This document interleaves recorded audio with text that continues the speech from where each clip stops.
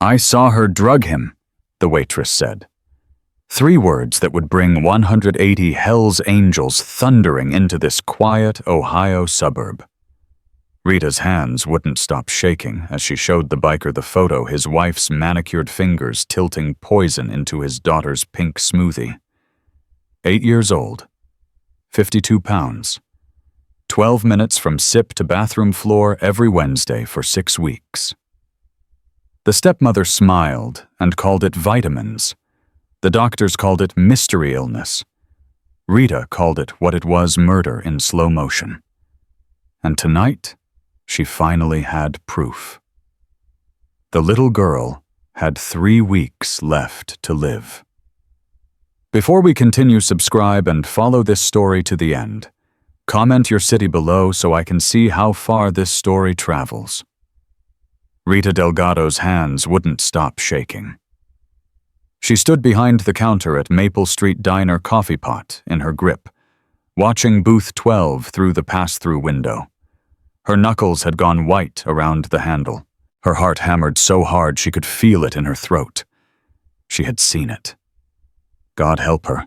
She had finally seen it. 45 years old, single mother of 3, 9 years working this same diner, same shift, same tables. Rita had learned to notice things other people missed. Which customers would skip out on their checks, which couples were fighting under their polite smiles, which kids were scared of their own parents. But this was different. This was murder happening in slow motion right in front of her every Wednesday night for 6 weeks.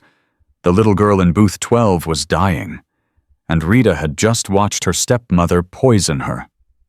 "Order up, Rita," Cookie's voice cut through her spiral. "Table 8's getting cold." Rita blinked, set down the coffee pot because she was about to drop it. Her fingers were trembling too hard to trust. "Rita, you okay?" "Fine." The word came out strangled. "I'm fine." She wasn't fine. She was the furthest thing from fine she'd ever been in her life. Through the window, she could see the family in booth 12. The father, Marcus Cole, sat with his back to the wall. Massive man. 6'3", maybe 240, covered in tattoos that crept up his neck and disappeared into his hairline. He wore a leather vest with patches Rita didn't fully understand, but recognized as Hell's Angels. The kind of patches that made other men cross the street. He looked like every mother's nightmare. But Rita had watched him cut his daughter's food into tiny pieces without being asked.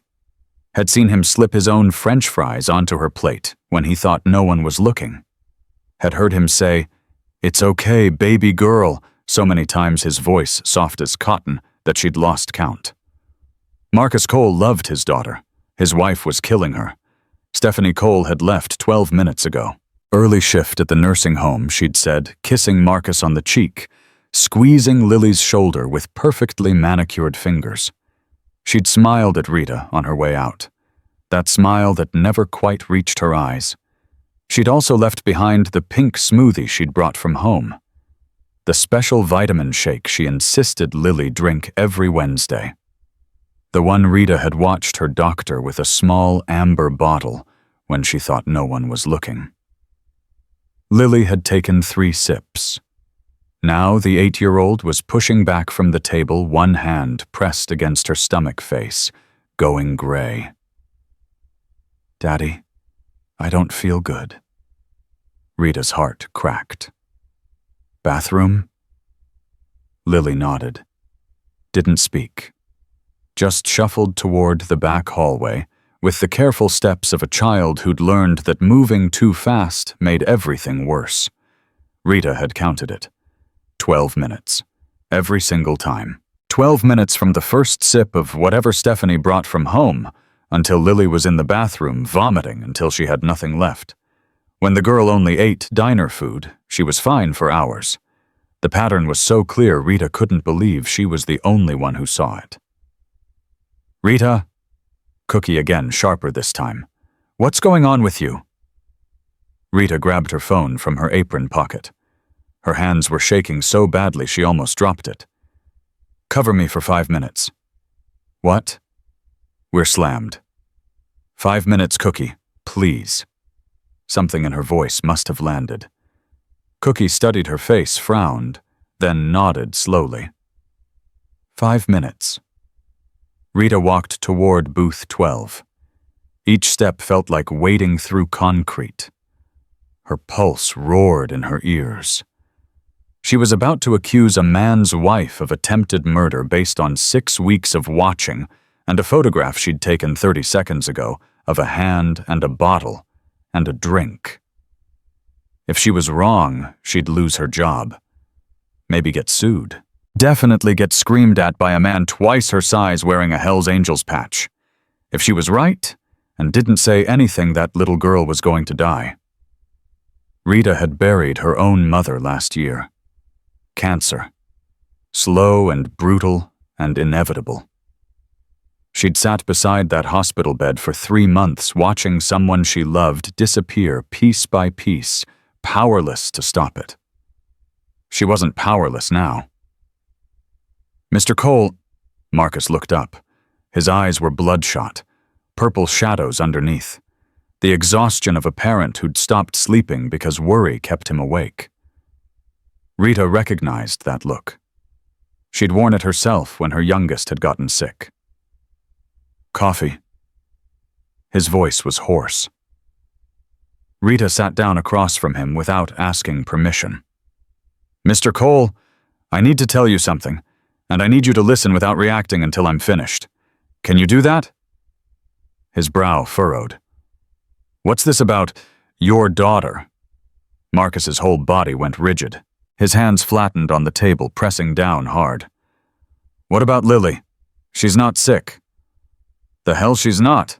She's been throwing up for months. Doctors can't figure out what's wrong. They're talking about putting her in the hospital next week for Mr. Cole. Rita kept her voice low. Steady. Your daughter is not sick. Someone is making her sick. The silence between them stretched like a wire pulled too tight. Marcus's face went through something Rita would never forget. Confusion first, then dawning horror, then something else, something that made her lean back instinctively. Not anger at her, rage at the truth he hadn't let himself see. What did you say? Rita pulled out her phone. Her hands steadied as she opened the photos. Strange how the decision to act had calmed her down. She turned the screen toward him. 30 seconds ago, your wife added something to Lily's smoothie from a small bottle in her purse. Look. The image showed Stephanie's manicured hand. The glass with the pink liquid. The amber bottle tipped just slightly, something pale, dissolving into the drink. 12 minutes later, Lily's in the bathroom throwing up. 12 minutes exactly. I've counted for 6 weeks. Marcus stared at the photo. His breathing had gone shallow. Every Wednesday, Rita continued. Same pattern. She brings Lily something special from home. A smoothie, a vitamin drink, something. 12 minutes later, Lily's sick. When Lily just eats our food, she's fine for hours. That's, Marcus's voice cracked. That's not Stephanie would never. 6 weeks ago, your daughter weighed how much?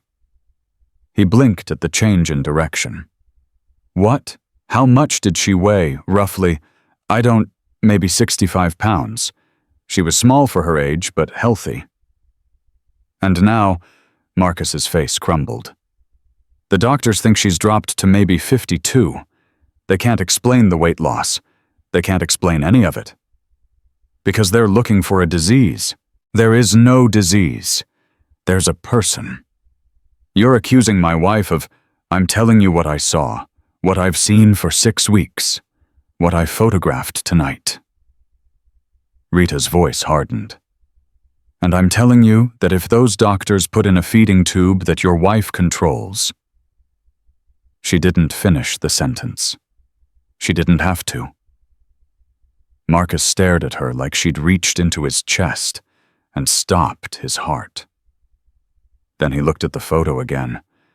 at his wife's hand, at the bottle, at the drink his daughter had been swallowing for months. Why? His voice was barely a whisper. Why would she? Does Lily have life insurance? The color drained from Marcus's face. Oh God. How much?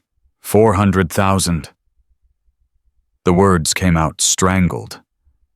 Stephanie said it was smart, in case something happened. She handles all the finances, all the paperwork. When did you take out the policy? Marcus's hands had started shaking. 11 months ago, 2 months after we got married. Rita felt sick.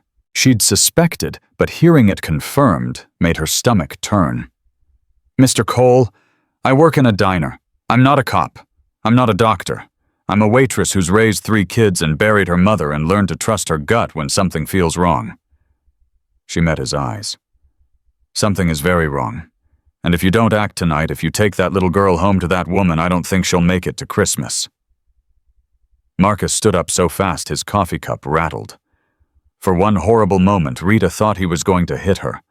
Thought this was where she'd made a terrible mistake, accused an innocent woman. And now this giant, covered in tattoos, was going to, if you're right. His voice shook with barely contained violence. If someone is hurting my daughter... He stopped. Breathed. Forced himself back under control with visible effort. I will burn their world to the ground, but I need proof. Real proof that will hold up in court. Will you help me get it? Rita stood. Extended her hand. Marcus took it. His grip was careful despite the fury radiating off him. The hold of a man who'd learned to control his own strength. That woman needs to face what she's done, Rita said. And that little girl needs people willing to tell the truth even when it's ugly. From the back hallway, the bathroom door opened. Lily emerged. Gray-faced, watery eyes, moving like every step hurt. She saw her father standing and flinched. I'm sorry. I know I keep getting sick. I'm sorry. I don't mean to. Rita's heart shattered. Marcus crossed the diner in 3 strides and dropped to his knees. This massive, terrifying-looking man folded himself down to his daughter's eye level. He cupped her face in both hands, thumbs gentle against hollow cheeks. Lily, look at me, baby girl. She looked, tears spilling over. You have nothing to be sorry for. Nothing. Whatever is happening, it is not your fault. It has never been your fault. But Stephanie says if I just try harder, Stephanie is wrong. The words came out hard, final. Marcus softened immediately, but the damage was done.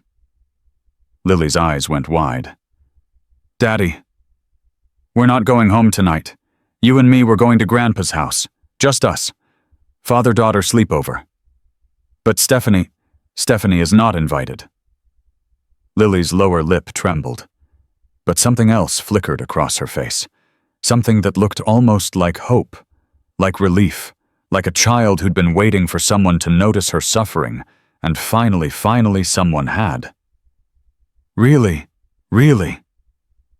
Marcus picked her up, careful of her fragile body, cradling her against his leather vest, like she weighed nothing. And tomorrow we're going to see different doctors, better doctors, ones who are actually going to help you.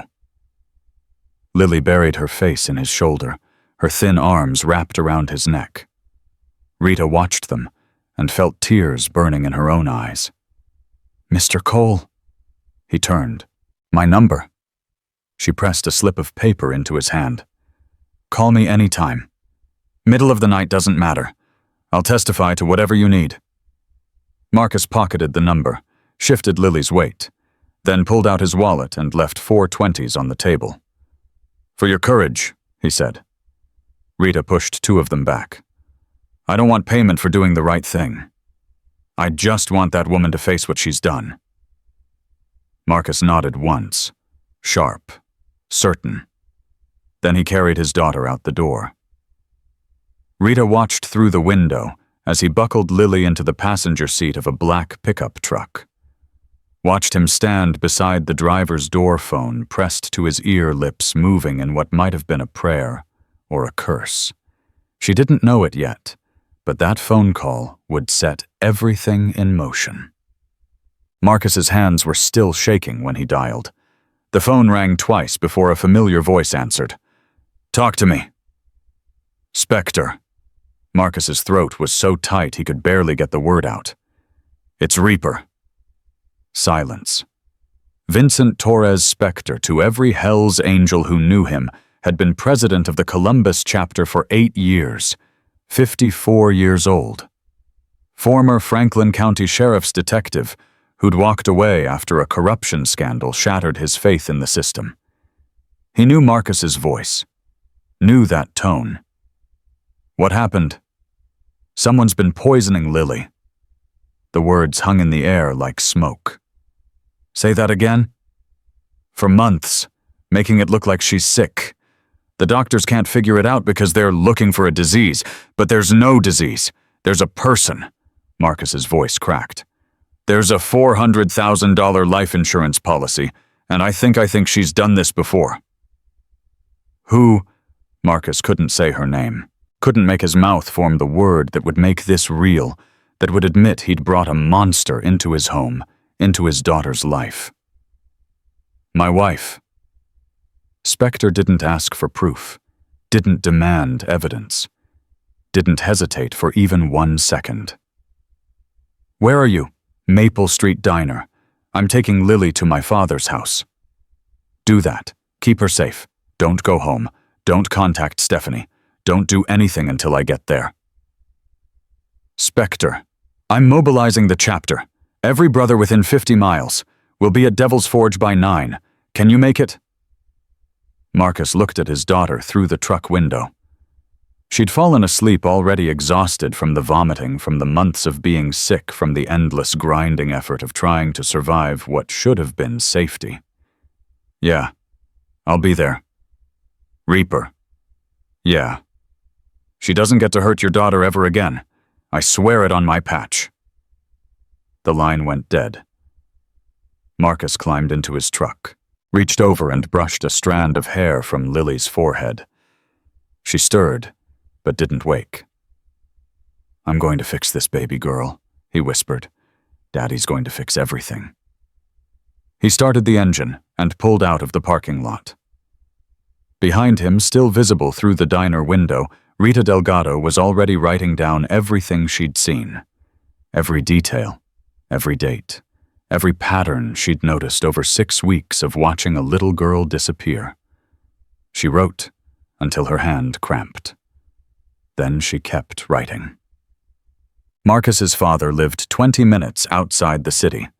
Jim Cole, 71 years old, retired auto worker, widowed for 3 years. He met Marcus at the door before the truck had fully stopped. "What's wrong?" "I need you to keep Lily tonight." "Of course, but Marcus, what?" "I can't explain right now." Marcus was already lifting his daughter from the passenger seat. She was so light. Too light. When had she gotten so light? "Just don't let anyone take her. Anyone. Even if they say they're from the hospital or social services or—" "Marcus!" Jim's voice sharpened. "What the hell is going on?" Marcus looked at his father. At the man who'd raised him, who'd never lied to him, who'd taught him that protecting family was the only thing that mattered. "Stephanie's been hurting her, poisoning her, for months." Jim's face went white, then red. "That woman, I'm handling it. The club is handling it. But I need Lily safe while we gather evidence." "Evidence, Marcus, if that woman—" "I know." Marcus's jaw was tight enough to crack. "Believe me, I know. But if we do this wrong, she walks, and Lily goes back to her." Jim's expression shifted. The rage was still there, but something colder moved behind it. Understanding. Strategy. "What do you need from me?" "Guard her. Don't let her out of your sight. Don't answer the door for anyone you don't know. And Stephanie, she doesn't know yet. She thinks everything's normal. That gives us time. Jim reached out and gripped Marcus's shoulder. Hard. You find out who's hurting my granddaughter, and you make them pay. I intend to. Marcus leaned in and kissed Lily's forehead. She was sleeping hard now, the deep sleep of someone whose body had been fighting too long. I'll be back tomorrow, he murmured. I promise. Then he walked back to his truck, climbed in, and drove toward Devil's Forge.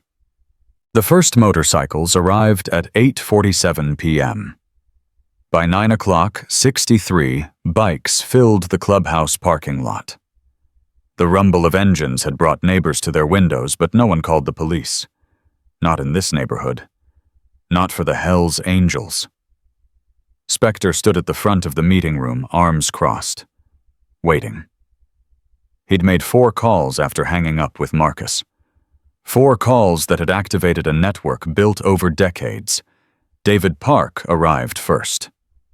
Medic. 46 years old, 2 tours in Iraq, combat medic training that he kept current because you never knew when you'd need it. Robert Washington came next. Scholar. 57 retired family court attorney who'd burned out on a system that failed children more often than it saved them. Jason Miller pulled up third. Wire. 31 cybersecurity specialist who'd left a 6-figure corporate job because he was bored and found the club more interesting. Frank Rossi walked in last. Elder. 63 founding member, the man whose word was law when things got complicated. What do we know? Medic asked. Reaper's daughter has been sick for months, Spectre said. Doctors can't figure out what's wrong. Tonight a witness saw his wife add something to the kid's drink. 12 minutes later the girl was throwing up. A witness saw this, photographed it. Silence. How long? Scholar's voice was quiet, controlled.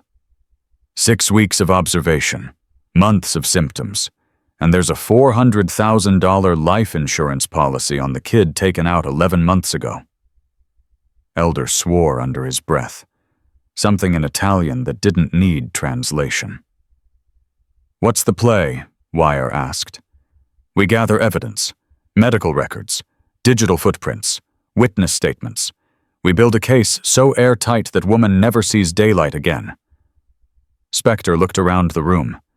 And we do it legally, carefully, by the book. Because if we screw this up, she walks, and that girl goes back into her custody. The door opened. Marcus walked in carrying Lily, who was wrapped in a blanket, but awake now. Her eyes went wide at the crowd of men, massive, intimidating, covered in leather and tattoos. She pressed closer to her father. Medic moved first. He walked over slowly, non-threatening, and crouched down to her eye level. Hey there, I'm Medic. I'm a friend of your dad's. Lily looked at Marcus. He nodded. Hi, she whispered. I heard you haven't been feeling good. Can you tell me where it hurts? Lily's hand moved to her stomach automatically. Here. All the time, especially after I drink my vitamin shakes. Medic kept his face neutral, but his eyes flickered to Spectre. Does it hurt more after the shakes? Lily nodded. But Stephanie says that means they're working, that my body is pushing out bad things. The temperature in the room dropped 10 degrees. Marcus's grip on his daughter tightened. His jaw was clenched so hard Rita could see the muscle jumping. Lily, Spectre said gently, stepping forward. I need you to listen to me very carefully. Everything you just told us is important. It's going to help us make sure you never feel sick like that again. Do you understand? Lily looked at her father again. He was crying, silent tears streaming down his face. She'd never seen her daddy cry before. Daddy, Marcus knelt, setting her on her feet, but keeping his hands on her shoulders. It's true, baby girl. We should have figured it out sooner. I should have. His voice broke. But it ends now. What about Stephanie? The fear in her voice wasn't the fear of missing someone. It was the fear of what she'd do if she found out they knew. She's never going to hurt you again, Spectre said. His voice was steel wrapped in velvet. I promise you that. Lily studied his face. Whatever she saw there must have convinced her. Okay. Medic, Spectre turned to David. Take her to Dr. Eleanor Vance, independent pediatric specialist completely outside the hospital system. We need blood work. We need documentation. We need proof of what's in her system. Medic nodded. On it. Scholar, I need emergency custody paperwork drafted. Restraining orders. Everything ready to file the second we have enough evidence. Already outlining it in my head. Wire get into their home network. Browser history. Purchase records. Financial documents. Anything that shows intent. If she left a digital trail, I'll find it. What about the rest of us? Elder asked. Protection detail. Nobody gets near that kid without going through us first. And we start canvassing. Neighbors, friends, anyone who might have seen something. Spectre paused. I also want to know if this woman has a history, if she's done this before. Marcus's head snapped up. Before, $400,000 policy, professional execution, this level of planning. Spectre met his eyes. People don't wake up one day and decide to poison a child. They work up to it. The implication hung in the air. She was married before, Marcus said slowly. Her husband died 3 years ago. Heart attack, she said. He was 42. Scholar pulled out his phone and started typing. Name, Daniel Reeves. I'll pull the death certificate. Autopsy report if there was one. Insurance records. Spectre nodded. Do it. He looked around the room at 63 men in leather men whose appearance made suburban parents lock their car doors, men whose history included coaching, little league mentoring, at-risk youth volunteering at children's hospitals. Listen up. This is not a revenge mission. This is a rescue operation. We gather evidence. We protect the victim. We work with law enforcement, not against them. Anyone who can't follow those rules, leave now. Nobody moved. All right then. Spectre pulled a marker from his pocket and turned to the whiteboard behind him. Here's how we take down a child killer without becoming criminals ourselves. Medic drove Lily to Dr. Vance's home office at 10:15 p.m. Eleanor Vance, 61 years old, had been a pediatric specialist for 35 years. She'd seen everything. Abuse cases that haunted her dreams. Miraculous recoveries that restored her faith. The full spectrum of what adults could do to children, both beautiful and horrifying.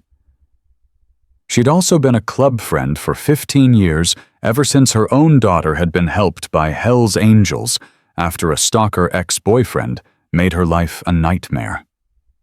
She met them at the door in scrubs, already pulling on gloves. Tell me everything.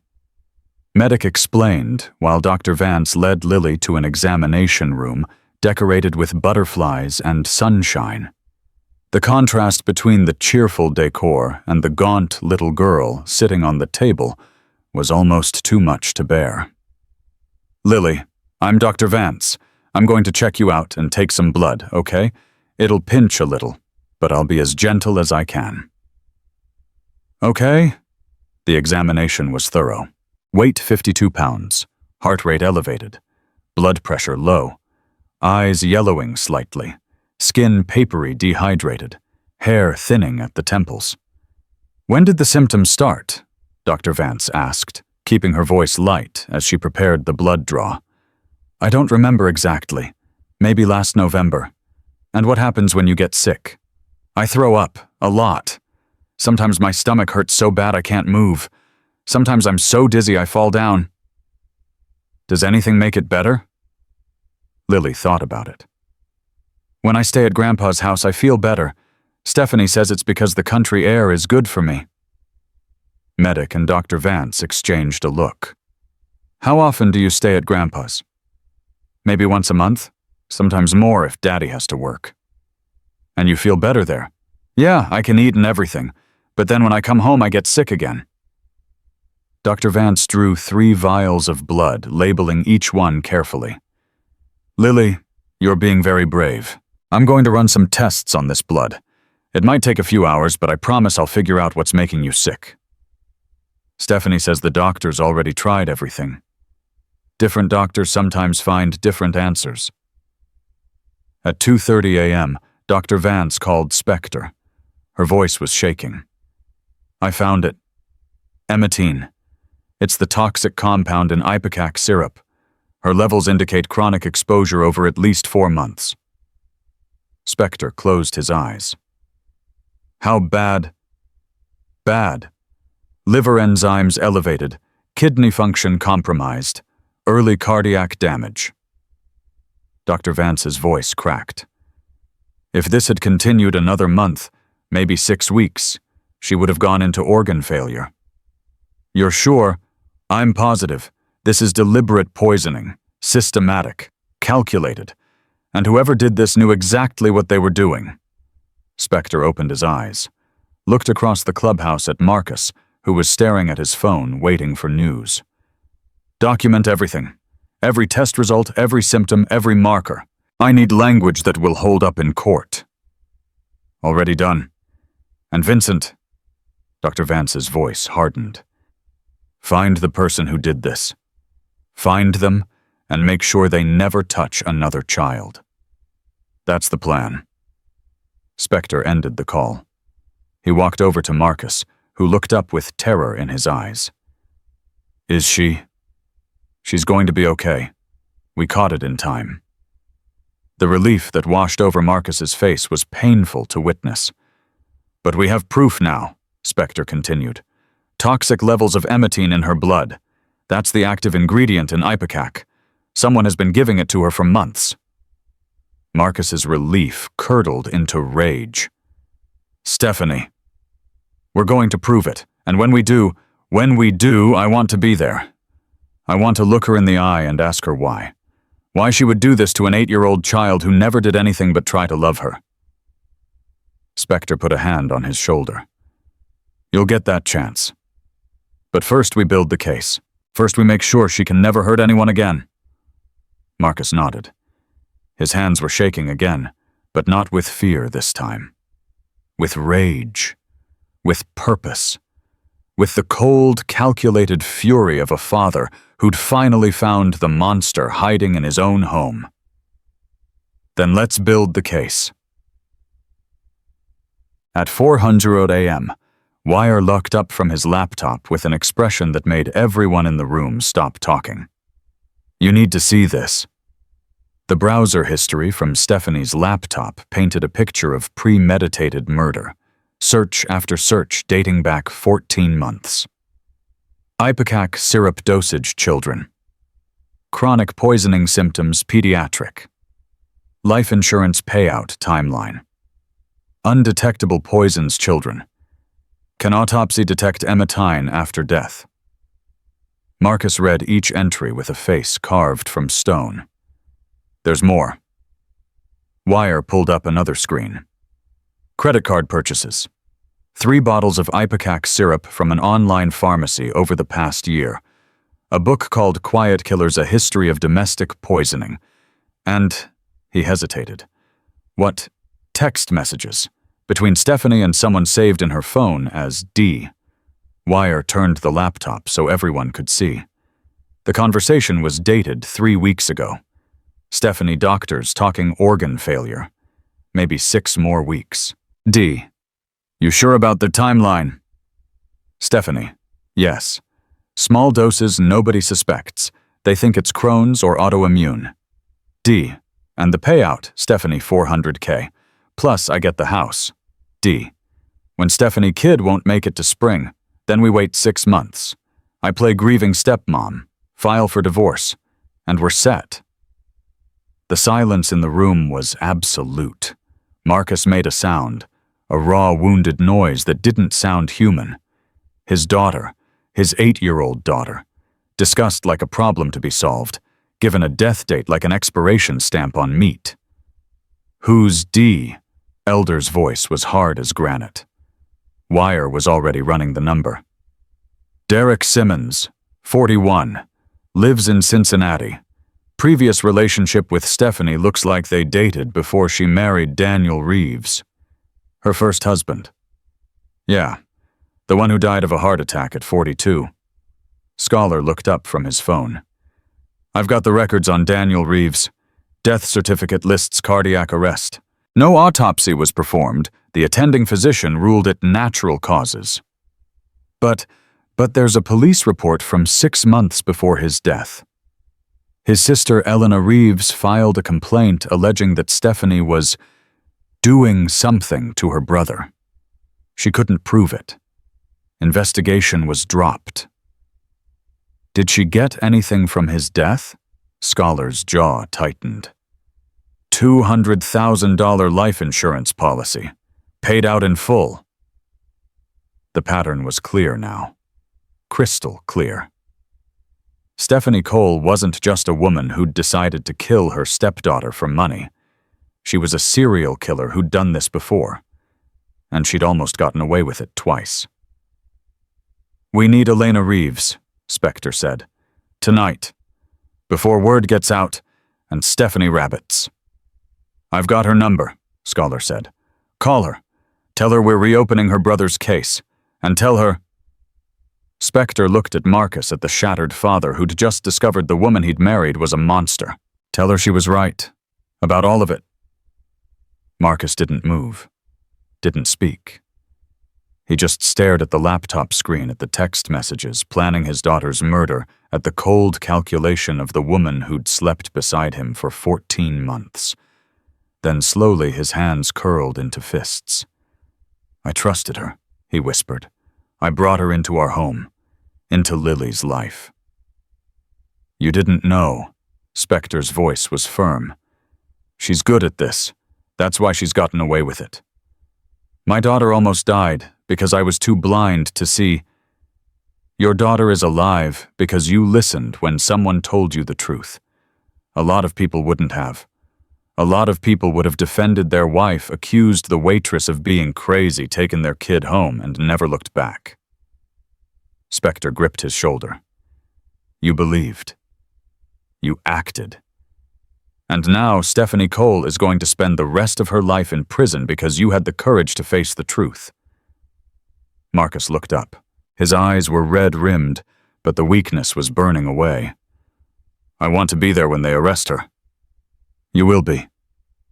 I want her to know it was me, that her husband, the man she thought she'd fooled, was the one who brought her down.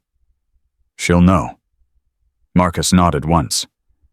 "Then let's finish this." Outside, the sun was starting to rise.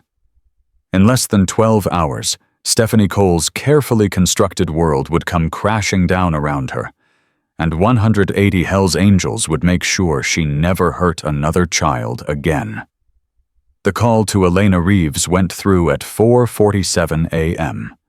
She answered on the second ring, voice thick with sleep. "Hello. Ms. Reeves, my name is Vincent Torres. I'm investigating the death of your brother Daniel." Silence. Then a sharp intake of breath. "Who is this really? I used to be a detective with Franklin County Sheriff's Office. I'm calling because I believe the woman who killed your brother is about to kill again, and I need your help to stop her." Elena didn't speak for 10 seconds. When she did, her voice had changed. Harder. Colder. The voice of someone who'd been waiting 3 years for this call. "Stephanie." "Yes. She's doing it again. Her stepdaughter, 8 years old. We pulled her out tonight. She's alive, but barely." Elena made a sound somewhere between a sob and a laugh. I knew it. For 3 years I've been telling anyone who would listen that she killed Danny, and nobody believed me. The police said I was grieving, The insurance company said the policy was legitimate. Even my own mother told me to let it go. I believe you. Who are you, really? Someone with the resources to prove it this time, and the will to see it through. Another pause. What do you need from me? Everything. Every document you saved. Every suspicion.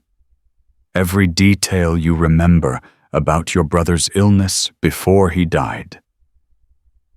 I have boxes, Elena said. 3 boxes of files I've been keeping in my closet because I couldn't let it go. Autopsy report, insurance paperwork, medical bills, the police report I filed that went nowhere. Can you bring them to Columbus? I can be there in 3 hours. I'll text you the address. Mr. Torres, yeah. Elena's voice cracked. Thank you for believing me. You have no idea what it means to finally have someone believe me. Spectre looked across the room at Marcus, at the man who was about to learn that his wife had killed before. I think I do. He ended the call. Marcus was watching him. She knew. The sister knew the whole time. She suspected, tried to investigate, got shut down at every turn. Spectre sat down across from him.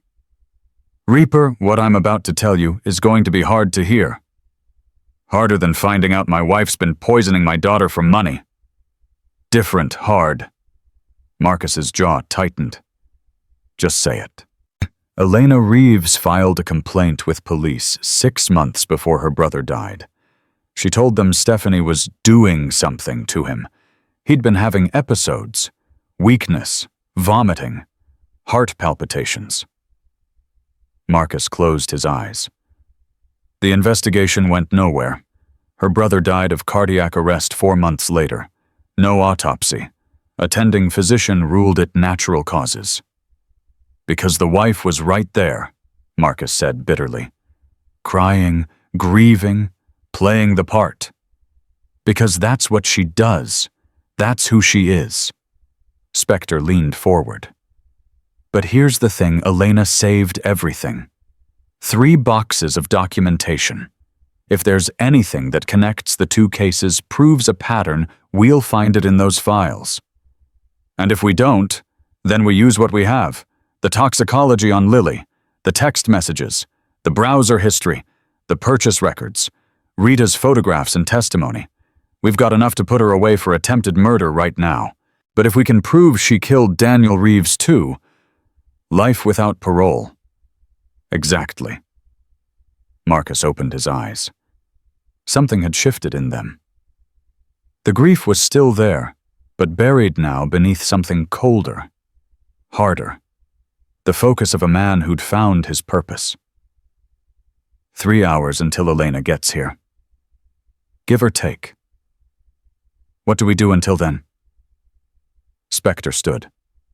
We hit the house, every document, every file, every hiding spot she thinks we don't know about.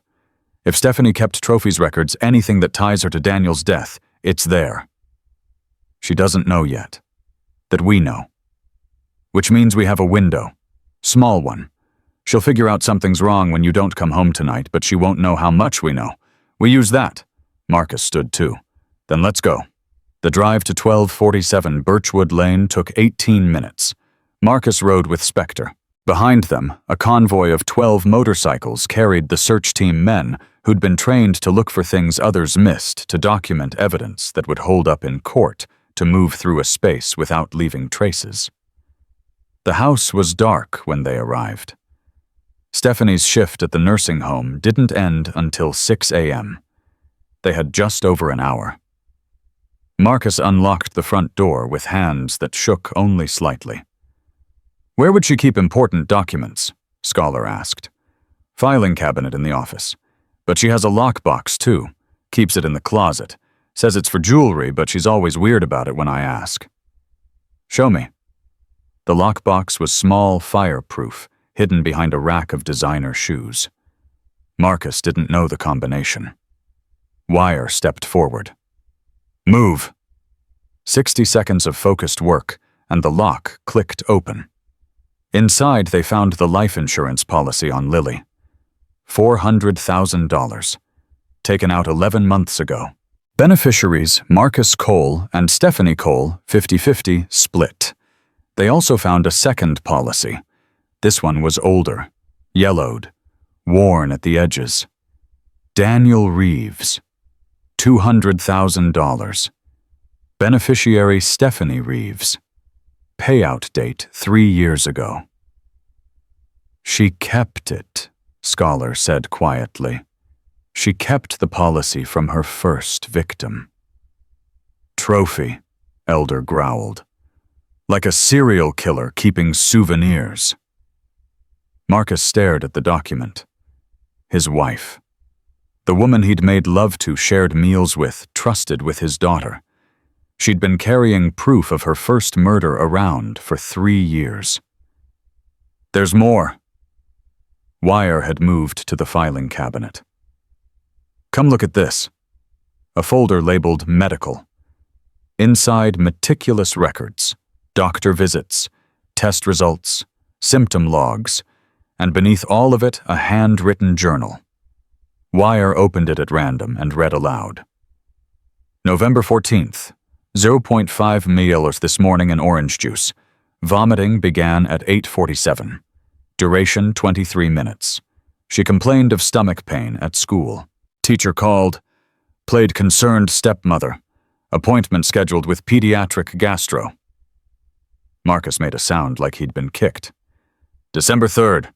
Increased to 0.75 milliliters, faster response time. Note she's getting weaker. Less resistance. Good. Stop. Marcus's voice was barely human. Stop reading. Wire closed the journal. There's entries going back to last October, right after the life insurance policy was taken out. She documented everything. Scholar's voice was hollow, like it was a science experiment. Spector took the journal carefully, holding it by the edges. This is premeditation. This is intent. This is a woman who planned the murder of a child and wrote it all down. Why? Marcus asked. Why would she keep records? Some killers do it because they're arrogant. They think they'll never get caught, so they keep proof of their cleverness. Spector looked at him. And some do it because they're planning to do it again. To learn from each kill, to get better at it. The implication hit Marcus like a physical blow. After Lily, she would have found someone else, married them, started over. Spector's jaw was tight. You weren't her second target, Reaper. You were her second test run. Daniel Reeves was the first. How many more? Marcus whispered. How many more would there have been? Nobody answered. They didn't have to. At 6:23 a.m., Stephanie Cole clocked out of her shift at Riverside Nursing Home. She checked her phone as she walked to her car. No messages from Marcus. Strange. He usually texted goodnight. She tried calling, straight to voicemail. She tried the house phone. No answer. A flicker of unease. Then she pushed it down. Probably fell asleep early. Lily had been particularly sick last night. Marcus was probably exhausted from dealing with her. Poor baby. Stephanie smiled slightly as she climbed into her BMW. That little girl had been so much more fragile than Daniel. It was almost disappointing how easy it had been. 6 more weeks, she estimated. Maybe less. The liver was already compromised. Once she got the dosage dialed in perfectly, the final stage would happen fast. Organ failure looked so natural in a child who'd been chronically ill. The doctors would be sad. Marcus would be devastated. And Stephanie would be $200,000 richer, her half of the policy, with a grieving husband who'd need comfort and support. Then the divorce.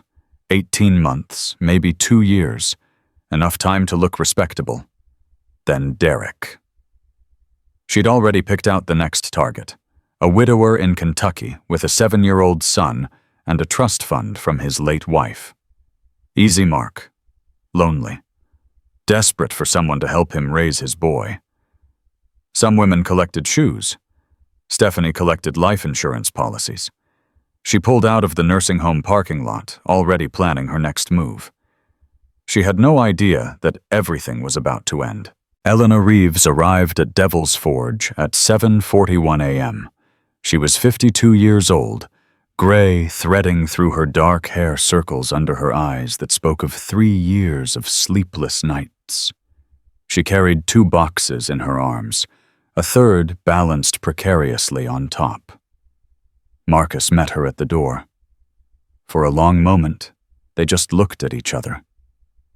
2 people destroyed by the same woman. 2 families shattered by the same monster. "You're Lily's father," Elena said. "Yeah." "Is she okay?" "She will be. Because of you." Elena's eyes filled with tears. "I tried to warn people about Danny. I told everyone who would listen that something was wrong. Nobody believed me." "I believe you now." She set down the boxes with shaking hands. 3 years. I've been carrying this for 3 years, hoping someone would finally listen. And now, her voice broke. Marcus stepped forward and hugged her. This stranger. This woman who'd lost her brother the same way he'd almost lost his daughter. They stood there at the doorway of a biker clubhouse, 2 people bound together by grief and rage and the desperate need for justice. "We're going to get her," Marcus said. "I promise you. We're going to get her for both of them." Elena pulled back, wiped her eyes, and her face hardened. "Then let's get started." The boxes contained 3 years of obsession. Medical records from Daniel's last 6 months, blood work that showed declining liver function, doctor's notes expressing confusion about his symptoms, a pattern that looked exactly like Lily's. Insurance documents, the policy taken out 14 months before his death, the payout processed just 3 weeks after.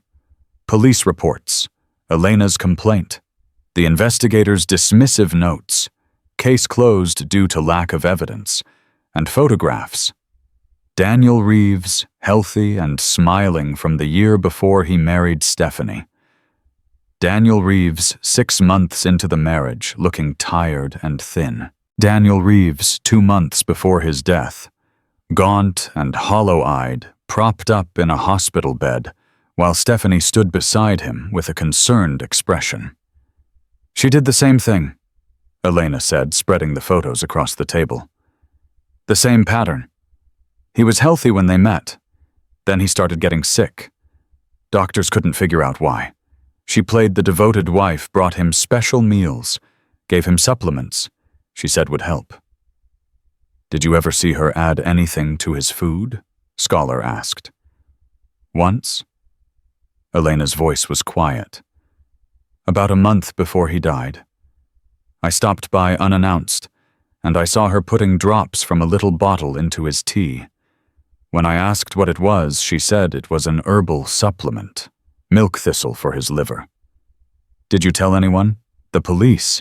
They said herbal supplements weren't evidence of murder." Medic was reviewing the medical records, comparing them to Lily's. "The progression is almost identical. Gradual onset. Gastrointestinal symptoms. Liver involvement. If I didn't know better, I'd say she was following a script." "She was." Spector held up the journal they'd found at the house. "She kept notes, learned from the first one, made adjustments for the second." Elena stared at the journal. She wrote it down, every dose, every symptom, every doctor's appointment. Elena's face crumpled. "For 3 years I told myself maybe I was wrong. Maybe I was just crazy with grief, seeing patterns that weren't there. Maybe Danny really did just have a heart attack." She looked at Spector with tears streaming down her cheeks. "I wasn't wrong." "No, you weren't. She killed my brother. Yes, and we're going to prove it." At 9:15 a.m., Detective Maria Santos received a phone call from an old colleague. She was at her desk, buried in paperwork from a string of car thefts that had been plaguing the East Side.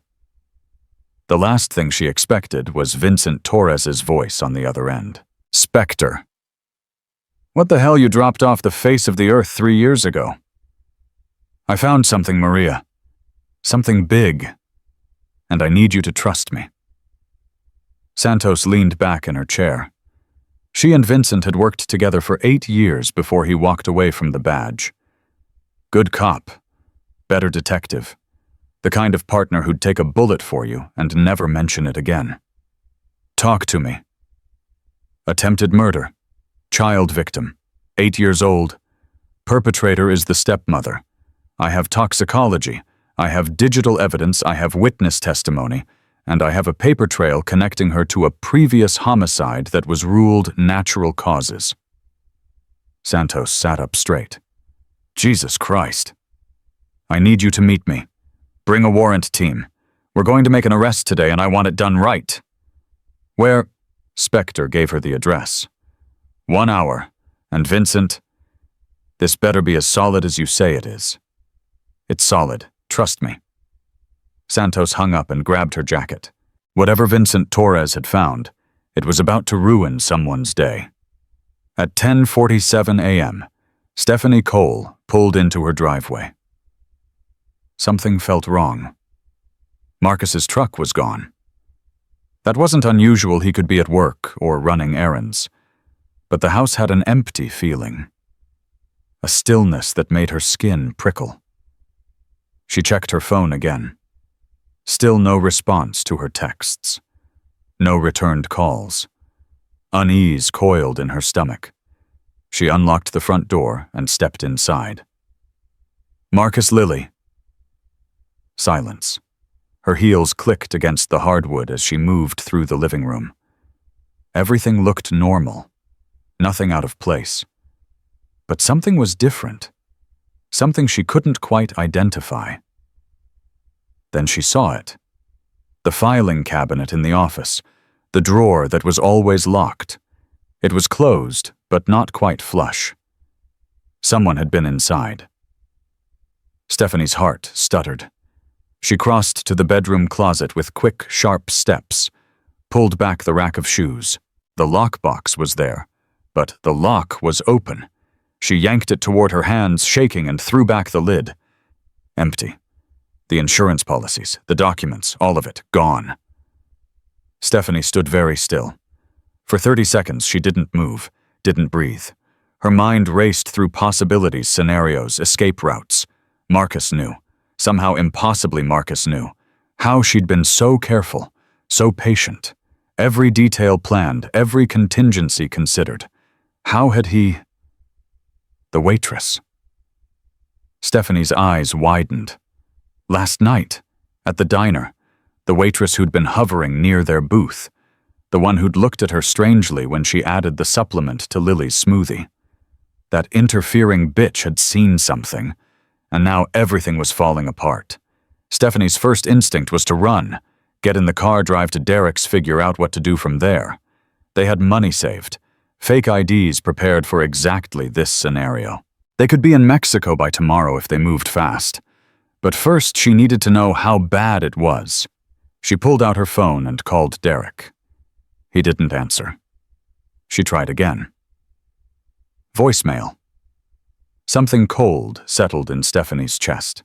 She tried a third time, and this time a stranger's voice answered. "This is Detective Harrison, Cincinnati PD. Who am I speaking with?" Stephanie hung up immediately. Her hands were shaking now, really shaking. They had Derek, which meant they knew about the texts, which meant they knew about the plan, which meant she had to run, right now, this second. Stephanie grabbed her purse and headed for the door. She made it 3 steps onto the front porch before she saw them. 4 police cruisers, lights flashing, blocking the driveway, the street, every possible exit. And behind them, like a wall of chrome and leather and controlled fury, 180 motorcycles. Stephanie froze. Detective Maria Santos stepped out of the lead car, weapon drawn, but pointed at the ground. Stephanie Marie Cole, you are under arrest for the attempted murder of Lily Marie Cole, conspiracy to commit murder, child endangerment, and insurance fraud. You have the right to remain silent." "This is a mistake." Stephanie's voice came out high and thin. "I don't know what you think happened, but I would never hurt Lily. She's my daughter. I love her." "Ma'am, put your hands behind your back." "Where's Marcus? I need to talk to my husband. He'll tell you, hands behind your back, now." The handcuffs clicked into place. Stephanie turned, looking for a sympathetic face, someone she could manipulate, someone she could fool. Her eyes found Marcus. He was standing beside the lead motorcycle, arms crossed, face carved from granite. Lily was beside him, thin and pale, but alive, wrapped in a blanket and held close by a man in leather with patches on his vest. Stephanie's mask slipped. For just a second, the loving stepmother was gone. In her place was something else, something cold and reptilian and filled with fury. "You can't prove anything," she hissed at Marcus. "Whatever you think you know. We found the journal." Marcus's voice was flat. Empty. "Every dose, every symptom, every plan you made to kill my daughter." Stephanie's face went white. "We found the text messages to Derek, the browser history, the IPCAC purchases." Marcus stepped closer. "And we found the policy on Daniel Reeves, the man you killed 3 years ago, the man whose sister has been waiting all this time for someone to believe her." Elena Reeves stepped out from behind one of the cruisers. Stephanie saw her and flinched. "Remember me?" Elena's voice shook with 3 years of rage. "Remember how you told me I was crazy, that I was imagining things, that my brother's death was just a tragedy, and I needed to let it go? Elena, I don't know what lies they've told you. You killed him?" Elena's voice broke. "You killed my brother for money and then you started all over again with her." She pointed at Lily. "An 8-year-old girl. A child. This is insane. I'm a nurse. I help children. I would never—" "You documented it." Spector stepped forward, holding up an evidence bag with the journal inside. "Every dose of Ipecac, every symptom you observed, every appointment you scheduled to make yourself look like a concerned parent. You wrote it all down like you were proud of it." Stephanie stared at the journal, at the neat handwriting that was unmistakably hers, at the evidence that would send her to prison for the rest of her life. And finally, the mask dropped completely. She was supposed to be dead by Christmas. Her voice had gone flat. Cold. 6 more weeks and it would have been over. Natural causes. Grieving family. Clean payout? She looked at Marcus with something like contempt. "You were so easy to fool. Just like Daniel. So desperate to believe that someone could love you that you never asked questions." Marcus didn't react. Didn't flinch. Didn't give her the satisfaction of seeing how much her words hurt. "You're done," he said simply. "And you're never going to hurt anyone again." Stephanie laughed. A harsh, ugly sound. "You think this is the end? My lawyer will tear your evidence apart. Illegal search. Tainted witnesses. I'll be out in 6 months and then you'll face murder charges in the death of Daniel Reeves." Detective Santos's voice cut through her ranting. "We're reopening that case with new evidence. Exhumation orders already being filed." For the first time, real fear flickered across Stephanie's face. "No, you can't." "Already done." Santos nodded to the officers behind her. "Get her out of here." They put Stephanie in the back of the cruiser. She was still talking, still protesting, still insisting she was innocent. But the words had lost their power. Nobody was listening anymore. Marcus watched the cruiser pull away.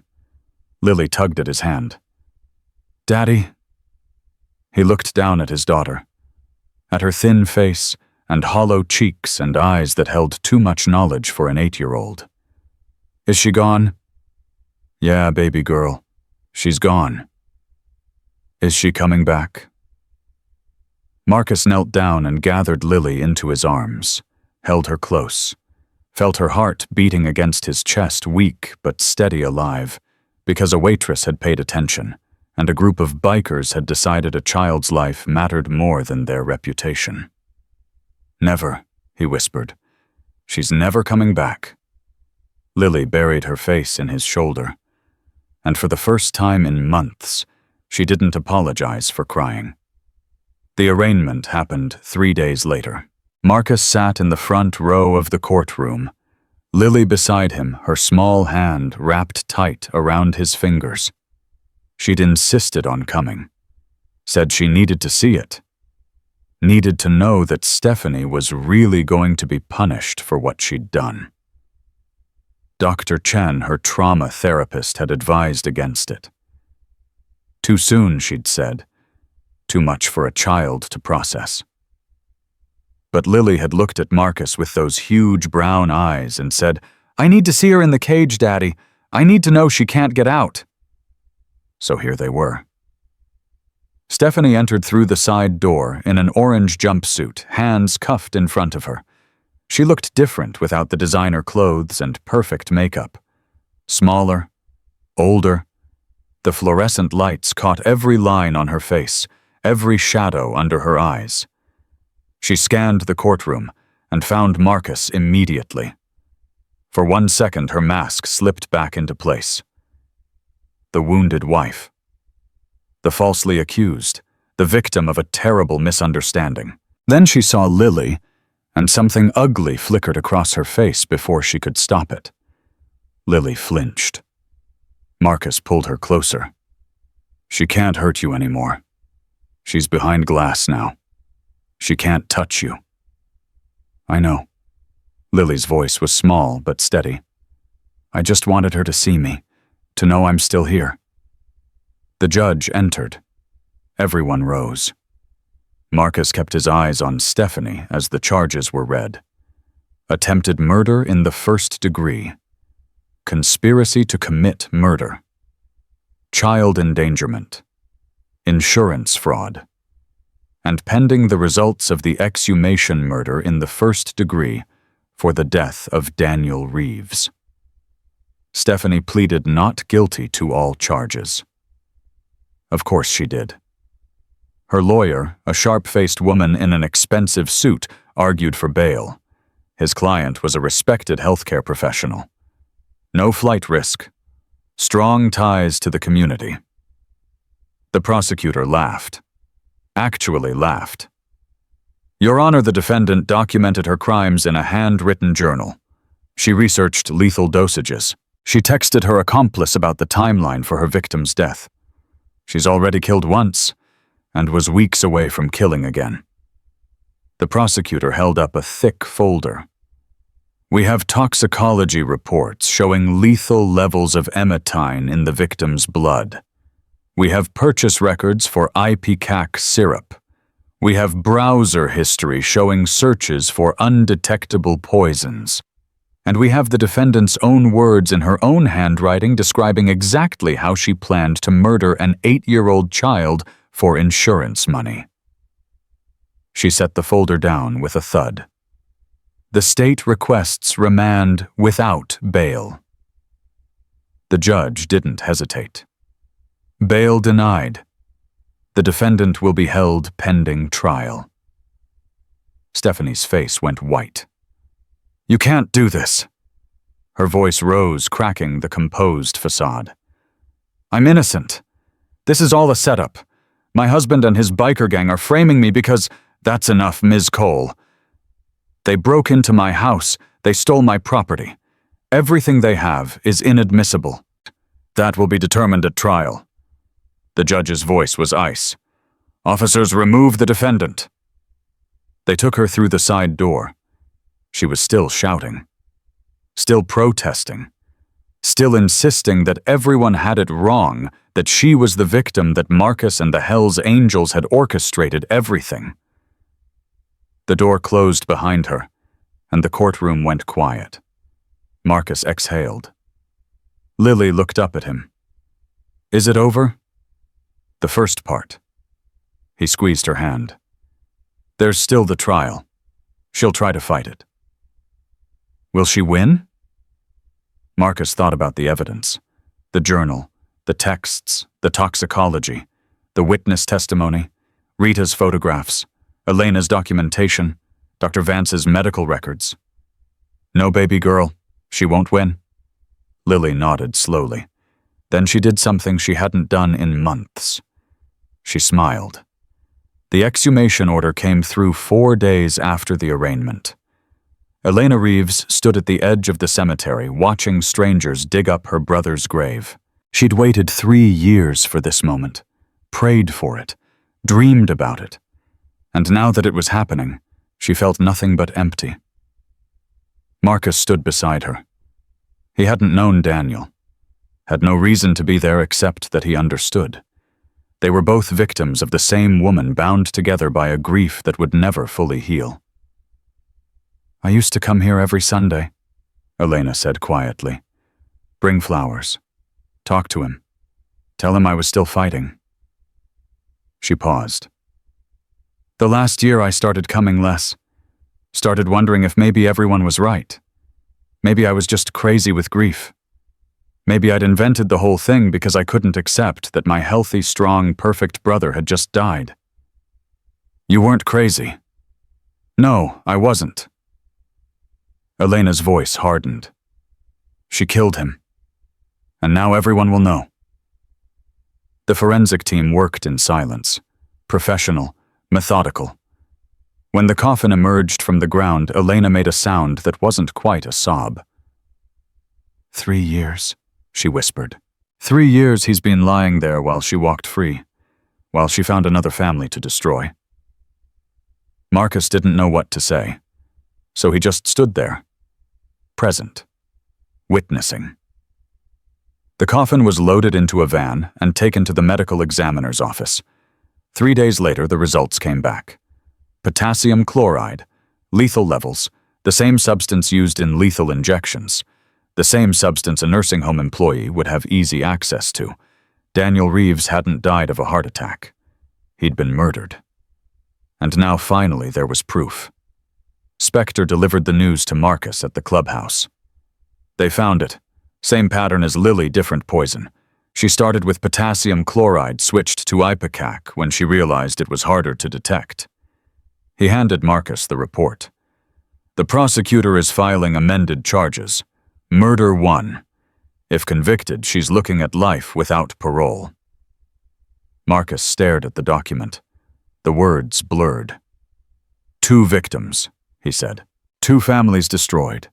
And she would have kept going. "Yes." "How many more if we hadn't stopped her? How many more families would she have?" His voice broke. Spector gripped his shoulder. "We did stop her. That's what matters. Because a waitress noticed a pattern." Marcus laughed, but there was no humor in it. "A waitress. Not the doctors, not the police, not me. A woman making $8 an hour paying attention to my daughter when I was too blind to see what was happening right in front of me. You weren't blind. You were targeted. That's what predators do. They find people who trust, and they use that trust as a weapon. I brought her into Lily's life. I gave her access. You believed your wife loved your daughter. That's not a character flaw. That's being human." Marcus set down the report, looked at Spector with eyes that had aged 10 years in 2 weeks. "She told me once that she'd always wanted to be a mother, that Lily was the daughter she'd never had. She cried when she said it."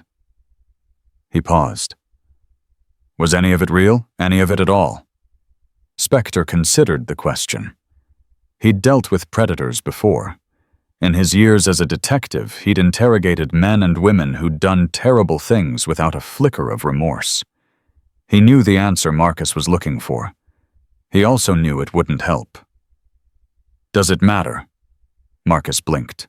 What? Whether she felt something real at some point. Whether there was a moment of genuine emotion buried under all the calculation. Does it change anything? Does it bring back Daniel Reeves? Does it undo what she did to Lily? No. Then let it go. You'll drive yourself crazy trying to understand a person like that. Trying to find the humanity in someone who traded a child's life for insurance money. Spector's voice softened. Focus on Lily. On her recovery. On being the father she needs. That's where your energy belongs. Marcus was quiet for a long moment. Then he nodded. You're right. I know you're right. It's just... He stopped. Started again. Lily asked me yesterday if Stephanie ever loved her, even a little bit. She asked me if maybe she did something wrong, if maybe she wasn't lovable enough for Stephanie to want to keep her alive. Spector felt something twist in his chest. What did you tell her? I told her the truth, that Stephanie is broken inside, that she's incapable of loving anyone except herself, that nothing Lily did or didn't do made any difference because Stephanie was never going to love her no matter what. Marcus's jaw tightened. But she's 8 years old. She shouldn't have to understand that kind of evil exists. She shouldn't have to know that the woman who tucked her in at night was counting down the days until she died. No, she shouldn't. How do I help her through this? How do I explain to my daughter that she was worth more dead than alive to someone who promised to take care of her? You don't explain it. You show her. Every day. By being there. By loving her. By proving through your actions that she matters, that she's valued, that her life has worth beyond what anyone could profit from her death. Spector met his eyes. That's all you can do. That's all any of us can do.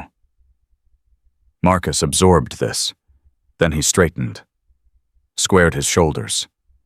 The grief was still there, but beneath it, something else. Resolve. The trial starts in 6 weeks. I know.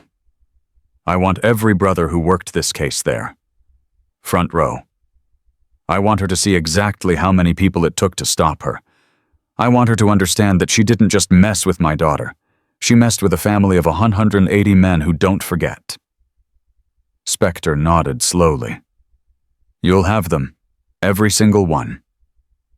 Rita Delgado received the subpoena on a Tuesday.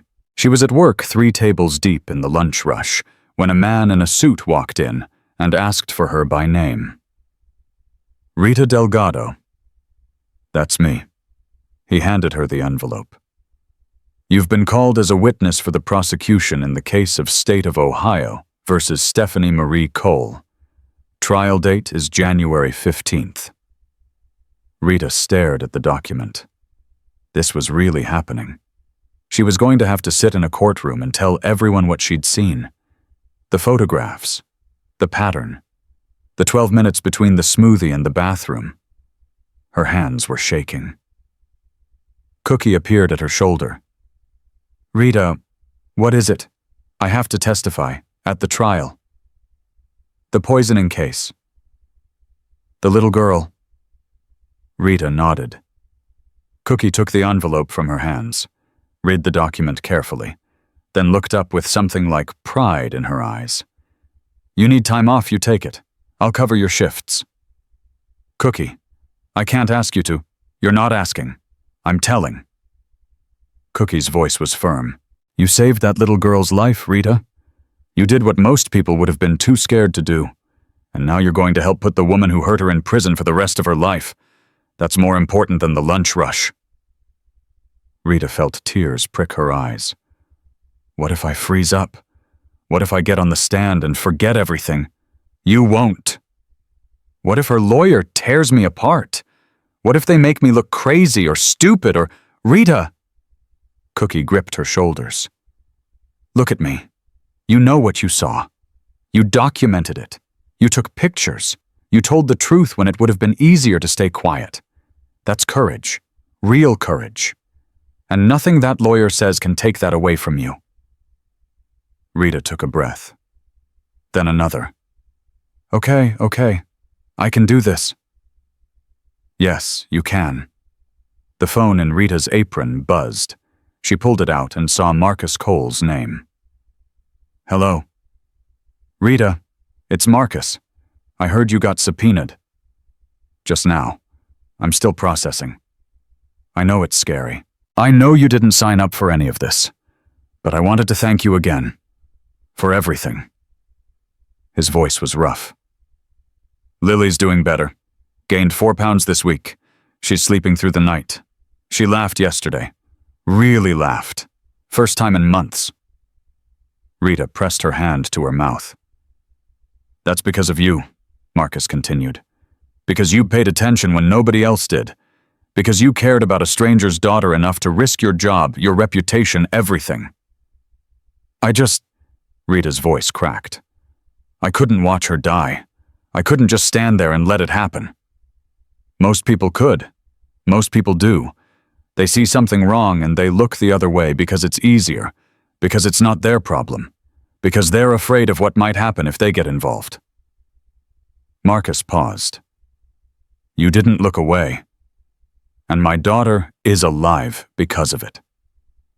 Rita wiped her eyes with the back of her hand.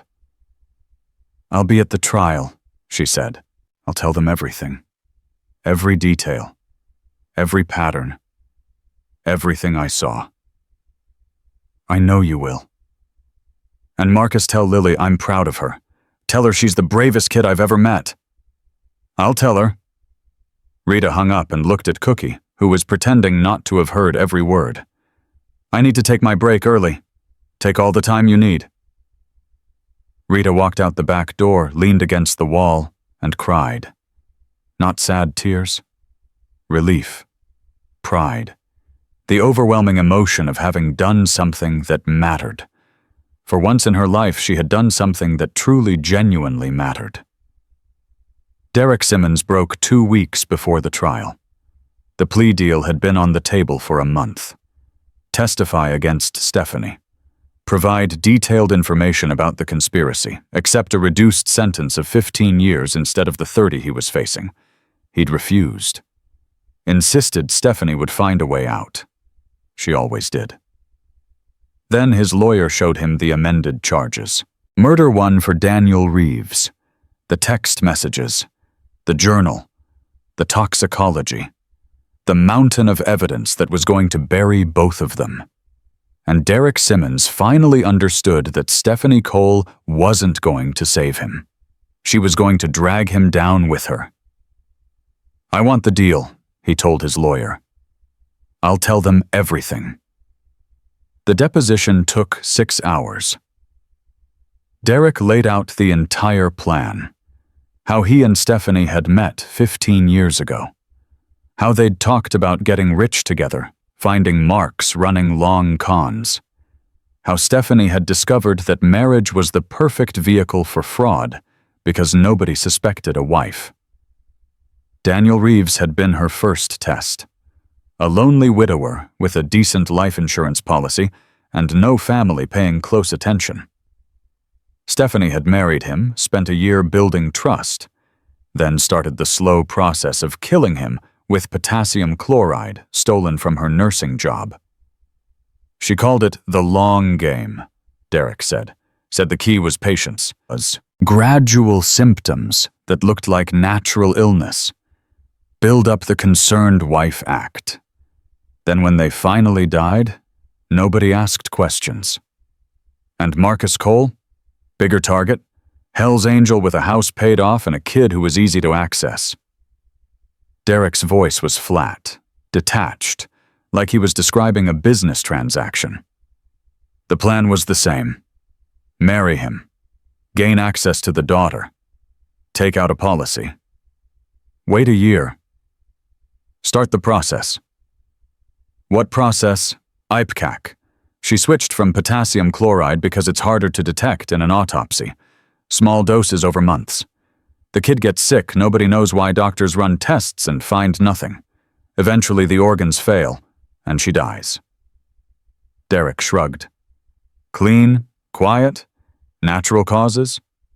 And then, Stephanie collects her half of the policy, plays the grieving stepmom for a year or two, files for divorce, citing irreconcilable differences. We meet up, split the money, move on to the next one. The prosecutor leaned forward. The next one? She had files on 6 more targets: widowers with kids, divorcees with custody, men who looked desperate enough to marry fast and not ask questions. Derek met her eyes. This wasn't a one-time thing. This was a business, and she was good at it. The prosecutor felt sick. Did you help her select targets? Some of them. I did background checks, financial research, made sure they were worth the investment. The investment. Time, effort, marriage.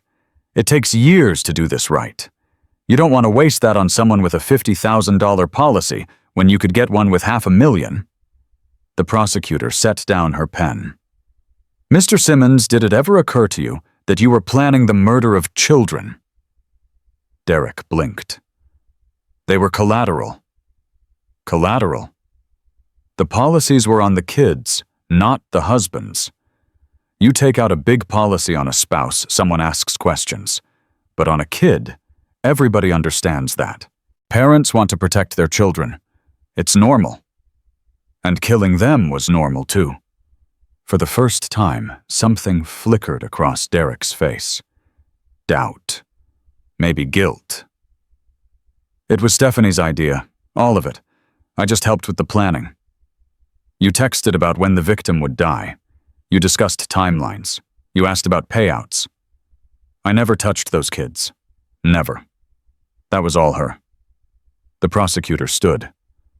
Your testimony has been recorded. You'll repeat it in court exactly as you've stated it here. If you deviate, if you try to change your story, the deal is off. Do you understand? I understand. And Mr. Simmons, I hope you spend every night for the next 15 years thinking about Lily Cole, about the little girl you helped plan to murder, about what it felt like for her to be sick and scared and not know why. I hope you never get a single peaceful night's sleep for the rest of your miserable life. Derek didn't respond. He didn't have to. She could already see it in his eyes. He'd made a deal with the devil, and now he was paying the price. The trial began on a gray January morning. Marcus arrived at the courthouse at 7 a.m., 2 hours before proceedings were scheduled to start. Lily was with his father, safe and protected. She'd wanted to come again, but Dr. Chen had finally put her foot down. The trial would take weeks. It would be brutal. It was no place for a child still recovering from trauma. Lily had cried. Then she'd nodded. Then she'd hugged Marcus and said, "Make sure she goes away forever, Daddy." He intended to. Spectre met him on the courthouse steps. Behind him, a line of motorcycles stretched down the block. Men in leather. Women, too, some of them.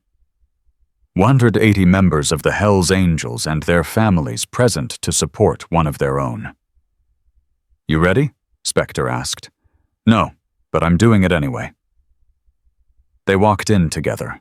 The courtroom was packed, media in the back rows, spectators who'd arrived early to claim seats for the trial of the year. The case had made national news. Woman accused of poisoning. Stepdaughter for insurance money. Same woman suspected in husband's death 3 years earlier. Hells Angels Motorcycle Club helps crack the case. The headlines had been sensational. The truth was worse. Marcus took his seat in the front row. Spectre sat beside him. Medic, scholar, wire, elder, all of them arranged behind him in silent support. Then Stephanie entered. She'd cleaned up for trial, hairstyled, makeup perfect, a conservative blue dress that made her look like a PTA mom instead of a serial killer. She saw Marcus and smiled. Not a mocking smile. Not a threatening smile. A warm, friendly, how nice to see you smile. The same smile she'd worn when she'd promised to love and cherish him until death did them part. Marcus's stomach turned. "Don't react," Spectre murmured. "That's what she wants. She's trying to get under your skin." "It's working. I know, but don't give her the satisfaction." Marcus forced himself to look away. The judge entered. Everyone rose. And the trial of Stephanie Marie Cole began. The prosecution's opening statement lasted 47 minutes. Assistant District Attorney Michelle Torres stood before the jury and laid out the case with surgical precision. The timeline, the evidence, the pattern of behavior that connected Stephanie Cole to not one but 2 attempted murders spanning 4 years. Ladies and gentlemen, you're going to hear testimony that will disturb you. You're going to see evidence that will make you question how someone could do what the defendant did. But I want you to remember something throughout this trial. She paused, letting the silence build. The defendant is not a monster. She's not insane. She's not broken in some way that excuses her actions. Torres turned and looked directly at Stephanie. She's calculating. She's patient, she's methodical. And she almost got away with it, twice. Marcus watched Stephanie's face during the opening, looking for a crack, a flinch, some sign that the weight of what she'd done was registering. Nothing. She sat beside her lawyer with an expression of calm concern. The wrongly accused wife, the victim of circumstance. It made Marcus's skin crawl. The defense attorney's opening was shorter. 22 minutes of carefully constructed doubt. My client is a nurse, a healer, a woman who has dedicated her life to caring for the sick and the vulnerable. Patricia Whitmore's voice was warm, sympathetic. What the prosecution calls evidence we will show is circumstantial. What they call pattern we will show is coincidence. And what they call murder we will show is nothing more than a grieving family looking for someone to blame. She gestured toward the gallery where the Hell's Angels sat in rows of leather and chrome. You'll hear about bikers breaking into my client's home, about evidence collected without warrants, about a waitress with no medical training diagnosing a child based on timing and suspicion. Whitmore shook her head sadly. This case isn't about justice. It's about a husband who couldn't accept that his daughter was sick, so he found someone to punish. Marcus's jaw clenched so tight he thought his teeth might crack. Spectre put a hand on his arm. Easy. She's doing her job. Let the evidence speak. The first witness was Dr. Eleanor Vance. She walked to the stand with her medical files clutched against her chest. 61 years old, 35 years of experience, and she looked terrified. Torres approached her gently. Dr. Vance, can you describe what you found when you examined Lily Cole on the night of October 12th? Yes. Eleanor's voice steadied as she opened her files. The patient presented with severe malnutrition, dehydration, elevated liver enzymes, compromised kidney function, and early signs of cardiac muscle damage. Her weight was 52 pounds, significantly below normal for a child her age. And the blood work, toxic levels of emetiine. That's the active compound in ipecac syrup. Eleanor looked at the jury. To be clear, this substance is not found naturally in the body. It can only be introduced externally, and the levels I found indicated chronic exposure over a period of at least 4 months. In your professional opinion, what would have happened if this exposure had continued? Organ failure, death, within weeks, possibly days.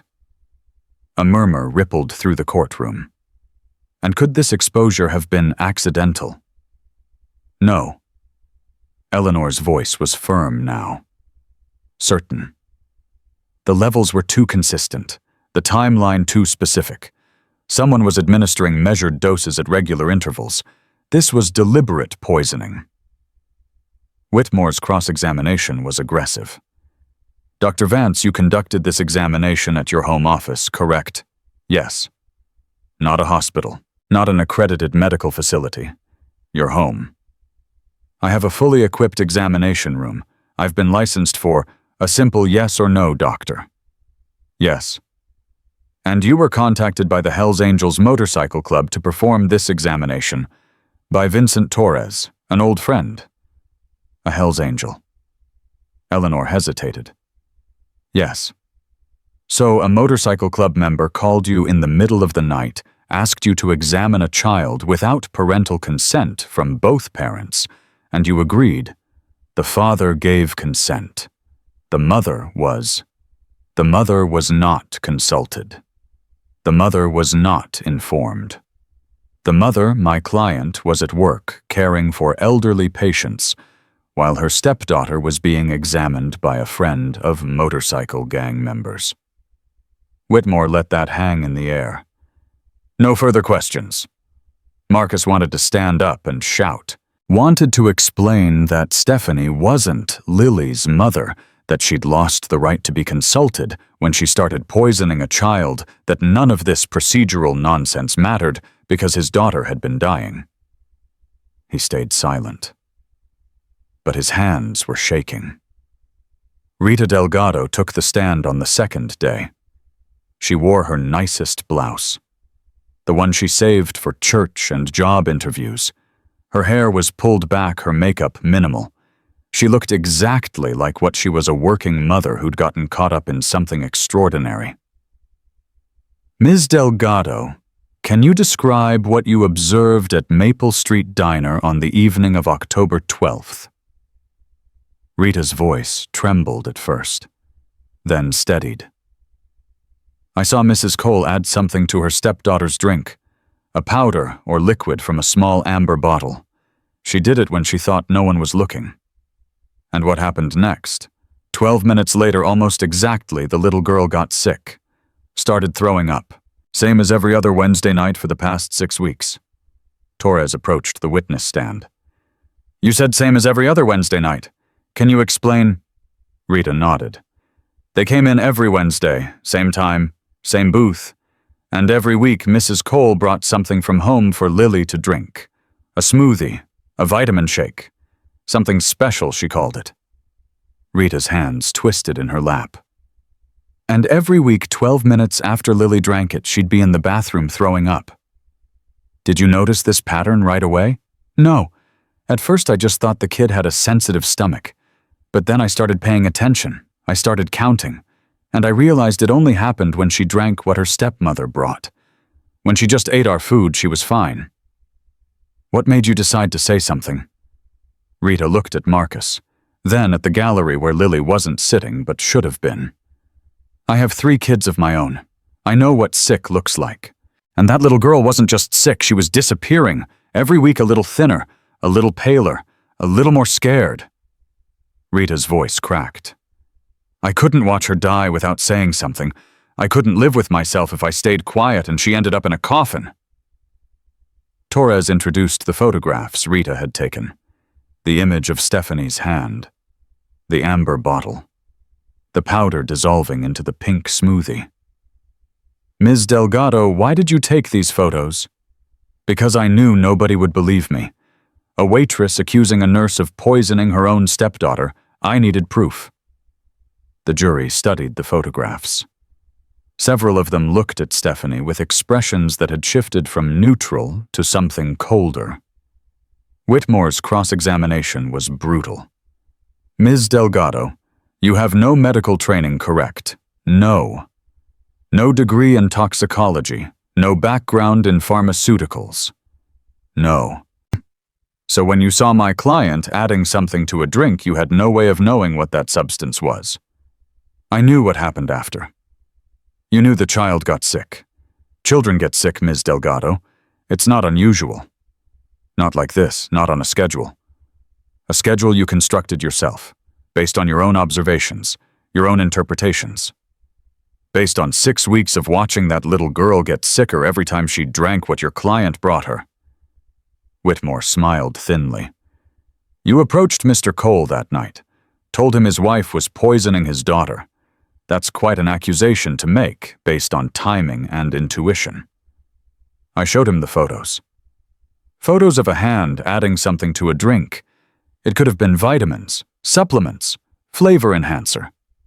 It wasn't. How do you know? Rita leaned forward. Because I have eyes. Because I watched that child shrink week after week. Because I saw the fear in her face every time her stepmother touched her food. Because no vitamin in the world makes a healthy kid vomit for 20 minutes straight. Whitmore stepped back slightly. You're very passionate about this, Ms. Delgado. A child almost died. Yeah, I'm passionate. Passionate enough to interfere in a family you knew nothing about. Passionate enough to accuse a woman you'd never spoken to of attempted murder. Passionate enough to do the right thing when everyone else looked away. Rita's chin lifted. I'd do it again. 100 times. 1,000. Because that little girl is alive today, and she wouldn't be if I'd stayed quiet like you think I should have. The courtroom went silent. Even Whitmore didn't have a response. Derek Simmons testified on day 4. He shuffled to the stand in his orange jumpsuit wrists, shackled face gray with the reality of what his cooperation had cost him. 15 years instead of 30. Still 15 years. Mr. Simmons, can you describe your relationship with the defendant? Derek cleared his throat. We were together, on and off for about 12 years. Even while she was married to Daniel Reeves. Yes. And while she was married to Marcus Cole. Yes. A ripple went through the jury. Stephanie's composed expression flickered for just a moment. Can you describe the nature of your arrangement with the defendant? Derek looked at Stephanie. She stared back with eyes like chips of ice. He looked away first. We had a plan. Find marks. People with money assets, insurance policies. Stephanie would marry them, build trust, then take care of things. Take care of things. Can you be more specific? Kill them. Or their kids. Whoever had the biggest policy. The courtroom erupted. The judge banged his gavel. Marcus felt like the floor had dropped out from under him. Mr. Simmons, how many targets did you and the defendant identify? 6. After Marcus Cole, there were 6 more. Torres pulled out a folder. Can you identify these individuals? Derek looked at the photos. Named each one. 3 widowers with young children. 2 divorcees with custody. 1 single father whose wife had died in a car accident. And what was the plan for each of these men? Same as the others. Stephanie marries them, takes out policies on the kids, waits a year or 2, then starts the process. The process? Poisoning. Small doses over months. Make it look like illness. When they die, it looks natural. Payout. Divorce. Move on. Marcus closed his eyes. 6 more families. 6 more children. All of them targeted. All of them marked for death. If Rita hadn't been paying attention. Mr. Simmons, did you ever express concerns about this plan? Derek shifted uncomfortably. I told her kids were risky. Too much attention. But she said they were easier. Parents blame themselves when kids get sick. They don't look for outside causes. And Daniel Reeves, her first husband, was that your plan too? That was her test run. Before me, really. She figured out what worked, what didn't. By the time she married Marcus, she had it down to a science. A science? Dosing, timing, how to act concerned without looking suspicious, how to document everything for the doctors so she looked like the worried parent. Torres paused. Let the words settle over the courtroom like ash. Mr. Simmons, why are you testifying today? Derek's shoulders sagged. Because I'm going to prison either way, and because... He stopped, swallowed hard. Because that little girl almost died. And I helped plan it. I can't take that back, but I can make sure Stephanie doesn't do it again. Whitmore's cross-examination was desperate. Mr. Simmons, you've been offered a reduced sentence in exchange for this testimony, correct? Yes. So you have a significant incentive to say whatever the prosecution wants you to say. I'm telling the truth. The truth according to a man facing 30 years in prison who suddenly remembers details that conveniently support the state's case. Derek looked at her. I have the text messages. I have the emails. I have records of every conversation we had about every target. He gestured toward the evidence table. It's all there, every word. You can't fake that. Whitmore had nothing. Elena Reeves testified on day 6. 3 years of grief poured out of her on that witness stand. 3 years of being told she was crazy. 3 years of knowing her brother had been murdered while the world looked away. Ms. Reeves, can you describe your brother's health before he married the defendant? Elena wiped her eyes. Danny was the healthiest person I knew. He ran marathons, did triathlons, never sick a day in his life. And after the marriage, he started getting tired, weak, having episodes where his heart would race and he'd feel like he was dying. Elena's voice shook. He went to doctors, specialists. Nobody could figure out what was wrong. And the whole time Stephanie was right there beside him, bringing him special teas, special supplements, taking such good care of him. Did you ever suspect something was wrong? I saw her once, about a month before he died. She was putting drops from a little bottle into his drink. When I asked what it was, she said it was herbal, for his heart. Did you tell anyone? I told the police. They said I was grasping at straws, grieving, looking for someone to blame. Elena's jaw tightened. They told me to get therapy. And after your brother died, I kept investigating. On my own. I saved every document, every medical record, every suspicion. I knew nobody believed me, but I couldn't let it go. Why not? Elena looked at Stephanie with pure hatred. Because she killed my brother, and I knew that someday she'd do it again. And when she did, someone would finally believe me. Torres approached the witness stand. Ms. Reeves, did you ever give up? No. Elena's voice was steel. Not for one day, not for one moment. I knew the truth, and the truth doesn't go away just because people refuse to see it. She looked at the jury. My brother is dead because I couldn't prove what I knew. That little girl is alive because someone finally listened. Her voice cracked. Don't let her do this again. Don't let there be another Daniel, another Lily, another family destroyed. The jury forewoman was crying. Stephanie's lawyer didn't cross-examine. There was nothing to say. The defense called character witnesses, colleagues from the nursing home who testified that Stephanie was dedicated, compassionate, beloved by her patients. Neighbors who described her as friendly and helpful. A pastor who spoke about her charitable donations and volunteer work. Marcus listened to it all with growing nausea. This was the mask.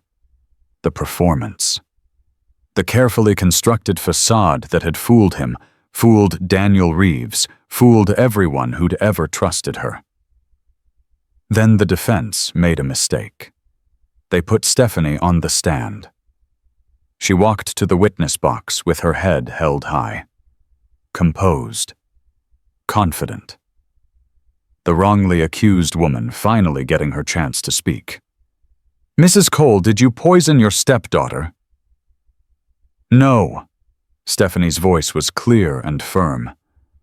I loved Lily. I still love her. I would never hurt her.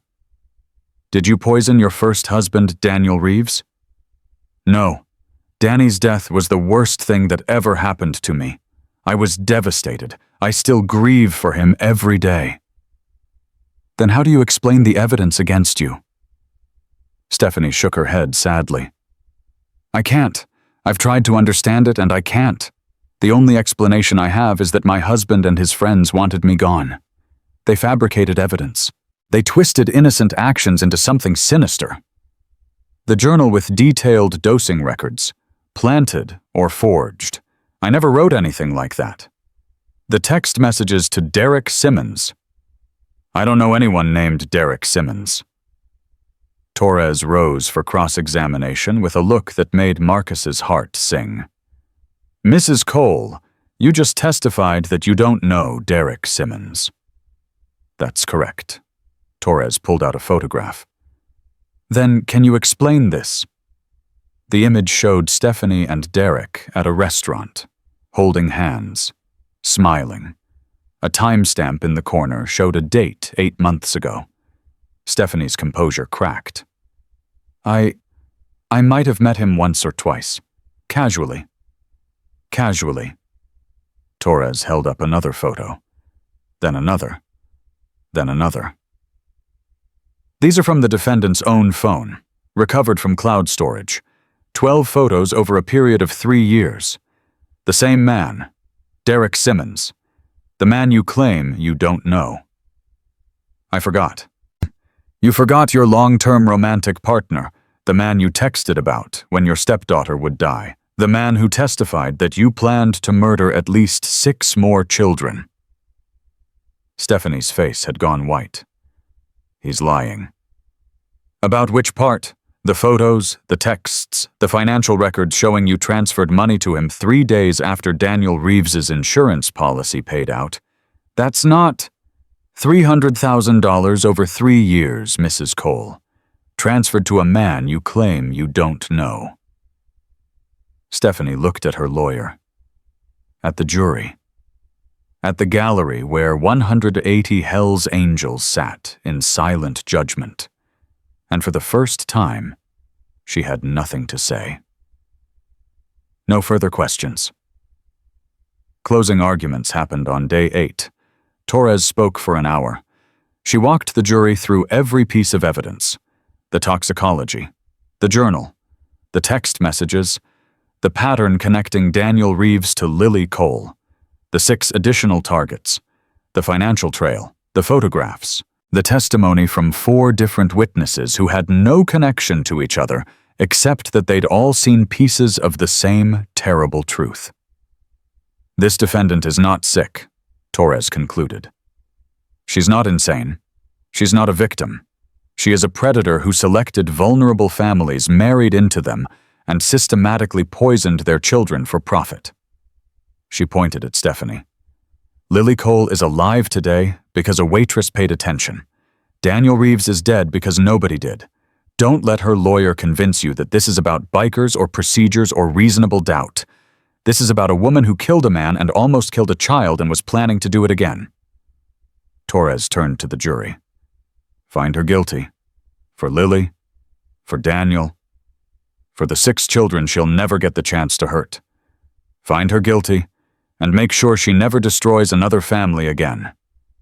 The jury deliberated for 4 hours and 23 minutes. Marcus sat in the hallway, with Spectre unable to eat, unable to speak, unable to do anything but wait. What if they don't believe it? He finally asked. What if the lawyer got to them? What if they think we planted evidence, or they won't? How do you know? Spectre looked at him. Because the truth matters, and the truth is on our side. The bailiff appeared.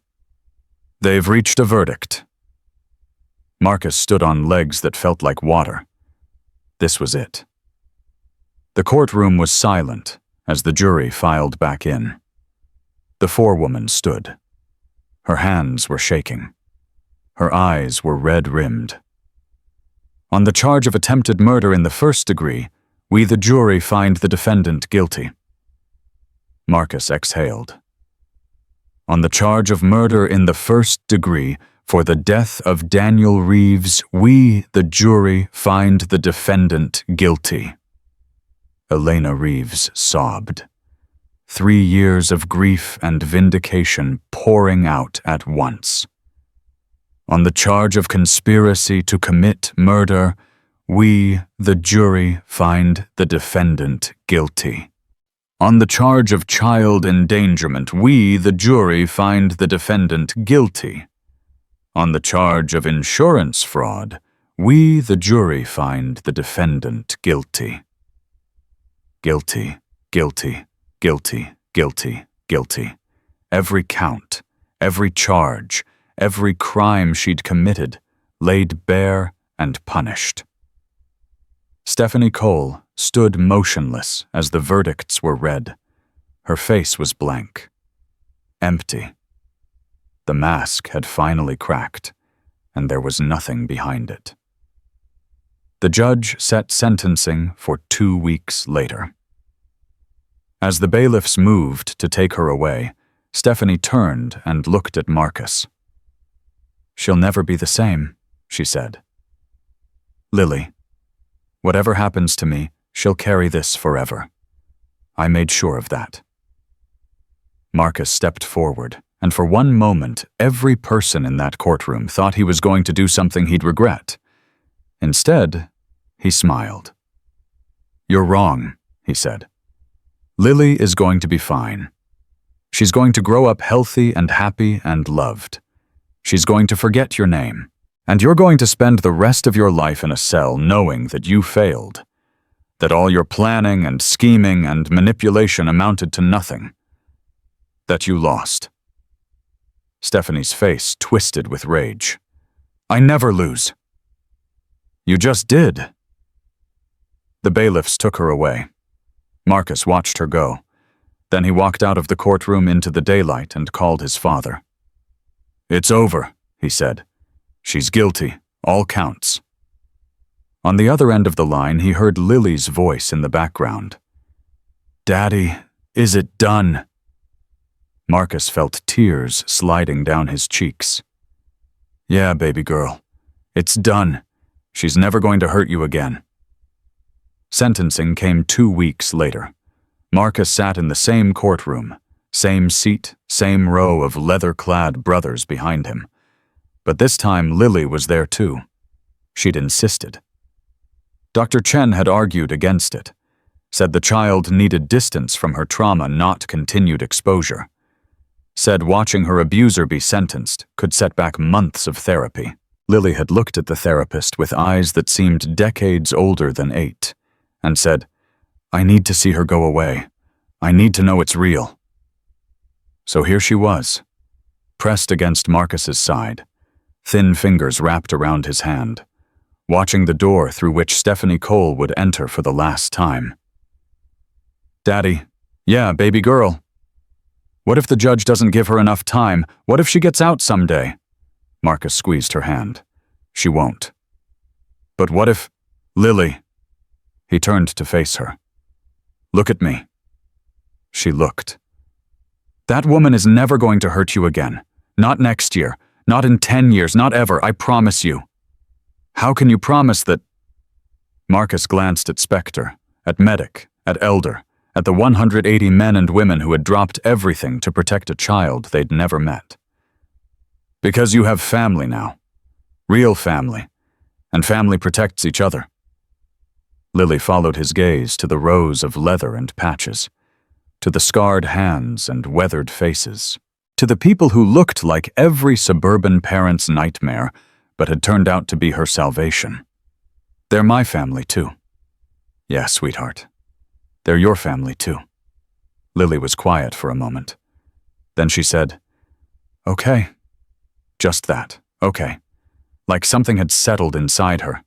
Some question answered. Some fear finally put to rest. The door opened. Stephanie entered in chains. She'd aged 10 years in 2 weeks. The perfect hair was flat and unwashed. The flawless makeup was gone. She shuffled to her seat like someone who'd finally realized that the game was over and she'd lost.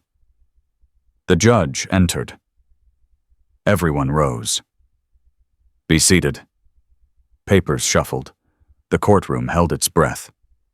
"Stephanie Marie Cole, You have been found guilty of murder in the first-degree, attempted murder in the first-degree, conspiracy to commit murder, child endangerment, and insurance fraud. The judge's voice was ice. Before I pass sentence, do you have anything to say? Stephanie's lawyer whispered something. Stephanie shook her head. Then she stood. Your Honor, I maintain my innocence. I never harmed anyone. I loved Daniel. I loved Lily. Everything that's happened is the result of lies and fabricated evidence by my husband and his criminal associates. She turned and looked at Marcus. You did this to me. You and your biker gang. You destroyed my life because you couldn't accept that your daughter was sick. You needed someone to blame, so you chose me. Her voice rose. I hope you're happy. I hope you can live with yourself knowing that you've condemned an innocent woman to, that's enough. The judge's gavel cracked like a gunshot. Sit down, Mrs. Cole. Stephanie sat, but her eyes never left Marcus's face. He looked back at her with nothing but emptiness. Not hatred, not satisfaction. Just the hollow exhaustion of someone who'd finally stopped waiting for the monster to show remorse. The judge shuffled his papers. Mrs. Cole, I've presided over criminal trials for 23 years. I've seen murderers, rapists, armed robbers, and every kind of human darkness you can imagine. But I have never encountered a defendant as cold-blooded and calculating as you. He leaned forward. You didn't kill in passion. You didn't kill in self-defense. You didn't kill because you were desperate or frightened or pushed beyond your limits. You killed for money. You planned murders like business transactions. You kept records of your crimes like a scientist conducting experiments, and you would have continued killing indefinitely if a waitress at a diner hadn't been paying attention. The judge looked at Lily. That child almost died. She spent months vomiting, losing weight, watching her body fail, while the woman who was supposed to care for her smiled and brought her poison disguised as vitamins. And when she asked why she was sick, you told her that her suffering was healing, that her pain meant the treatment was working. His voice shook with barely controlled fury. That level of cruelty is almost incomprehensible. To torture a child to watch her suffer day after day and use her confusion and trust as a weapon against her. I cannot imagine the darkness that lives inside a person capable of such acts. He straightened. For the murder of Daniel Reeves, I sentence you to life imprisonment without the possibility of parole. Elena Reeves made a sound somewhere between a sob and a laugh. For the attempted murder of Lily Cole, I sentence you to an additional 25 years to be served consecutively. Marcus felt Lily's grip tighten on his hand. For conspiracy to commit murder, an additional 10 years. For child endangerment, an additional 5 years. For insurance fraud, an additional 3 years. The judge set down his papers. In total, you are sentenced to life, plus 43 years in state prison. You will never be eligible for parole. You will die behind bars. And the only comfort I take from this case is knowing that you will never have the opportunity to destroy another family. He looked at Stephanie with undisguised contempt. May God have mercy on your soul, because I certainly won't. The gavel fell. It was over. Stephanie Cole was taken away in chains. And this time she didn't look back, didn't sneer, didn't threaten. She just walked through the door like a person who'd finally realized that all her planning and scheming had amounted to nothing. Marcus sat motionless as the courtroom emptied around him. Lily tugged at his hand. Daddy. He looked down at her. Is she really gone forever? Yeah, baby girl, forever. Lily nodded slowly. Processing. Then she did something she hadn't done in months. She smiled. Not a big smile. not the carefree grin of the happy child she'd been before Stephanie entered their lives, but a real smile. The first genuine expression of happiness Marcus had seen on her face since the nightmare began. "Can we go home now?" Marcus stood, lifted her into his arms, held her against his chest like she was the most precious thing in the world. Because she was. "Yeah," he said. "Let's go home." The recovery took time. There were setbacks. Nightmares that woke Lily screaming in the middle of the night. Days when she refused to eat because some part of her brain still associated food with poison. Moments when she'd flinch away from Marcus's touch, then cry because she knew he'd never hurt her, but her body hadn't learned that yet. Dr. Chen came twice a week. Gentle sessions where Lily drew pictures of her feelings and learned to name the emotions that crashed through her like waves. Anger, fear, confusion. The deep, complicated grief of mourning a stepmother who'd never really existed. "She's processing," Dr. Chen told Marcus after the first month. "It's going to take time, maybe years. But she's resilient. Children have an amazing capacity to heal when they feel safe." "Does she feel safe?" "With you, yes." Dr. Chen paused. "She asked me last week why you didn't see what Stephanie was doing, why you couldn't protect her sooner." Marcus felt like he'd been kicked. "What did you tell her?" "I told her the truth, that predators like Stephanie are experts at hiding what they are, that you were targeted just like she was, that you're not to blame for trusting someone who was specifically designed to be trusted." "Did she believe you?" "I think so. But she needs to hear it from you too. She needs to know that you don't blame yourself, because as long as you carry that guilt, she'll carry it too." Marcus went home that night and sat on the edge of Lily's bed. "Dr. Chen told me you asked about why I didn't see it sooner." Lily looked at him with those too old eyes. "You're sad about it, I can tell." "Yeah, I am. It's not your fault, Daddy." The words hit Marcus like a physical blow. "What? Dr. Chen says Stephanie was really good at lying, that she fooled everyone, not just you. She fooled Danny's sister. She fooled the doctors. She fooled the police." Lily's voice was small, but certain. She didn't fool Rita, but Rita was watching from far away. She could see things we couldn't see, because she wasn't part of it. Marcus couldn't speak. His 8-year-old daughter was comforting him, telling him it wasn't his fault, giving him the absolution he couldn't give himself. "I know you would have stopped her if you knew," Lily continued. "I know you love me. You came for me the same night Rita told you. You didn't wait. You didn't make excuses, you just came." She reached out and took his hand. "That's what matters." Marcus gathered her into his arms and held her while tears streamed down his face. "I love you so much," he whispered.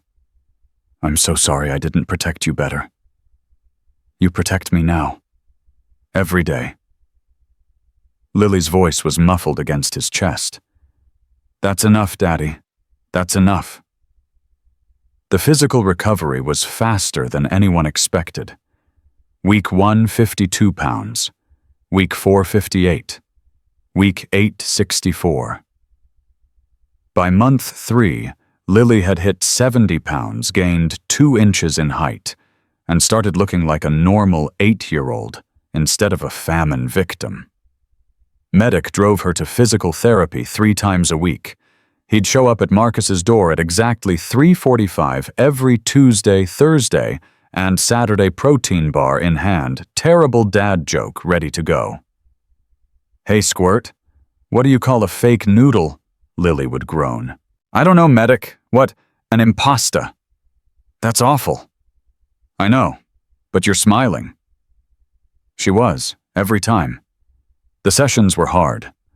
Lily's muscles had atrophied from months of malnutrition.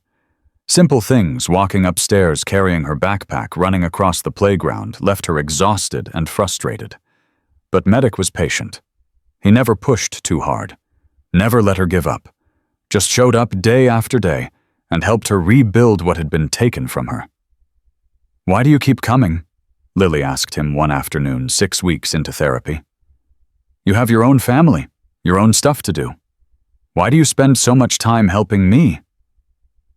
Medic considered the question. Because that's what family does. But we're not really family. "Sure we are," Medic smiled. "Family isn't just about blood. It's about showing up. About being there when people need you. About doing the hard stuff because you care, not because you have to." He shrugged. "Your dad's my brother. That makes you my niece. End of story."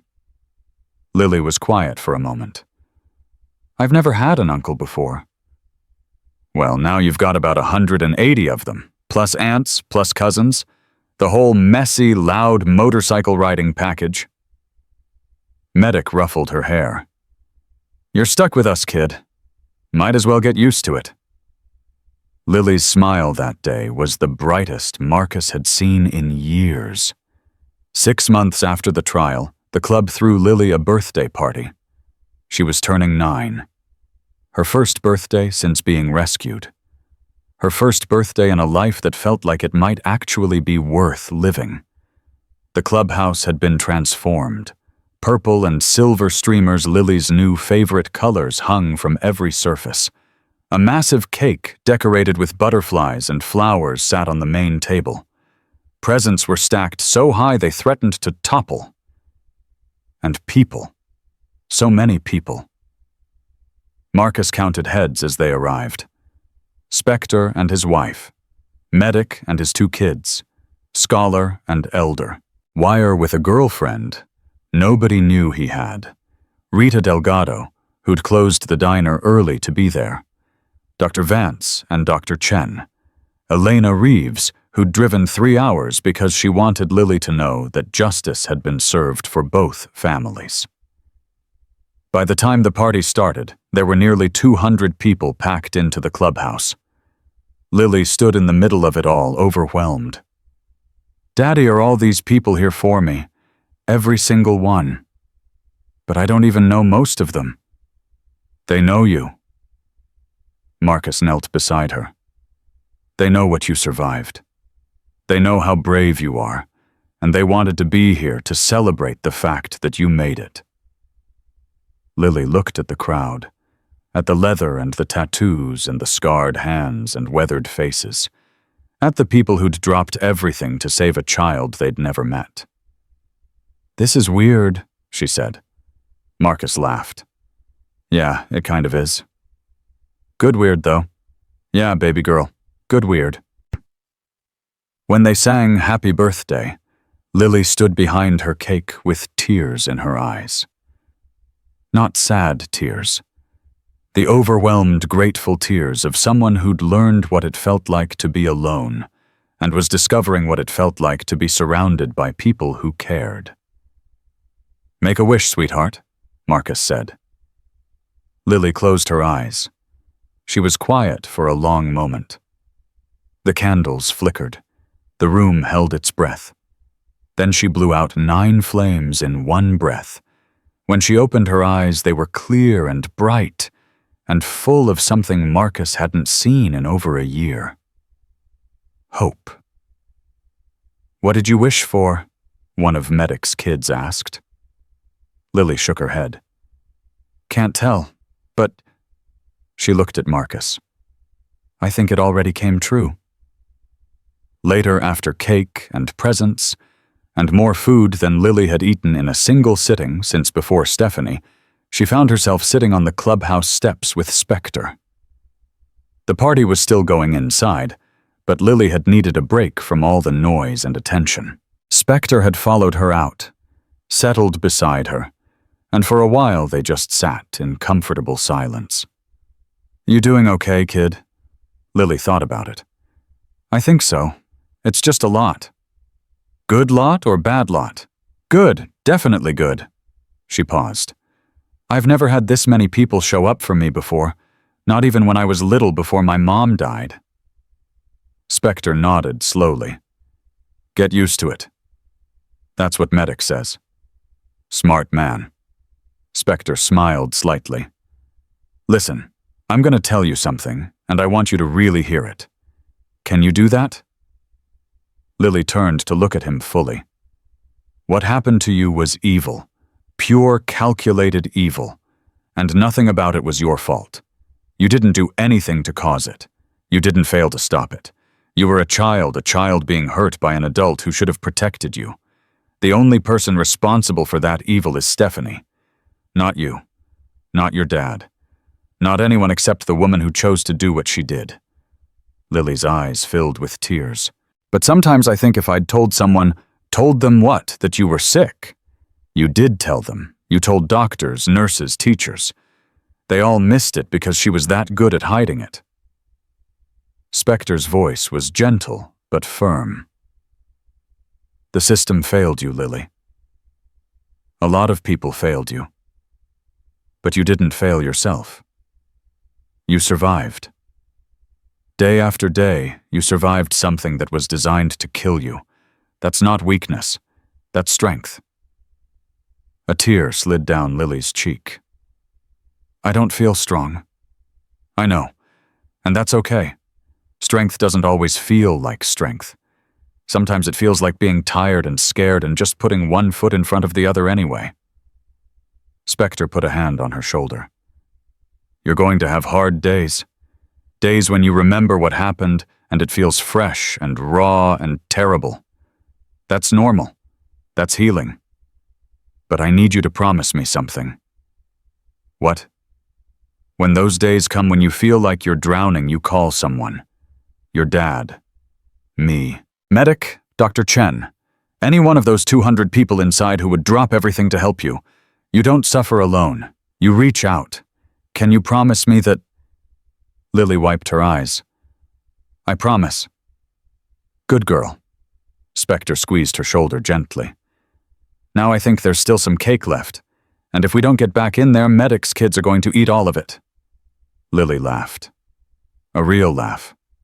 The kind that came from somewhere deep and genuine and unbroken. We should probably stop them. Probably. Spectre stood and offered her his hand. Come on, birthday girl. Your party's waiting. Lily took his hand and let him pull her to her feet. Together they walked back into the noise and the warmth and the chaos of 200 people celebrating the survival of one small girl. 1 year later, Lily made the honor roll. Her grades weren't perfect. Math was still hard. Reading comprehension took extra time.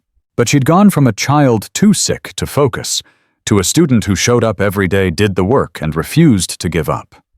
Mrs. Patterson, her teacher, nominated her for the school's Perseverance Award. At the ceremony, Lily walked across the stage to accept her certificate.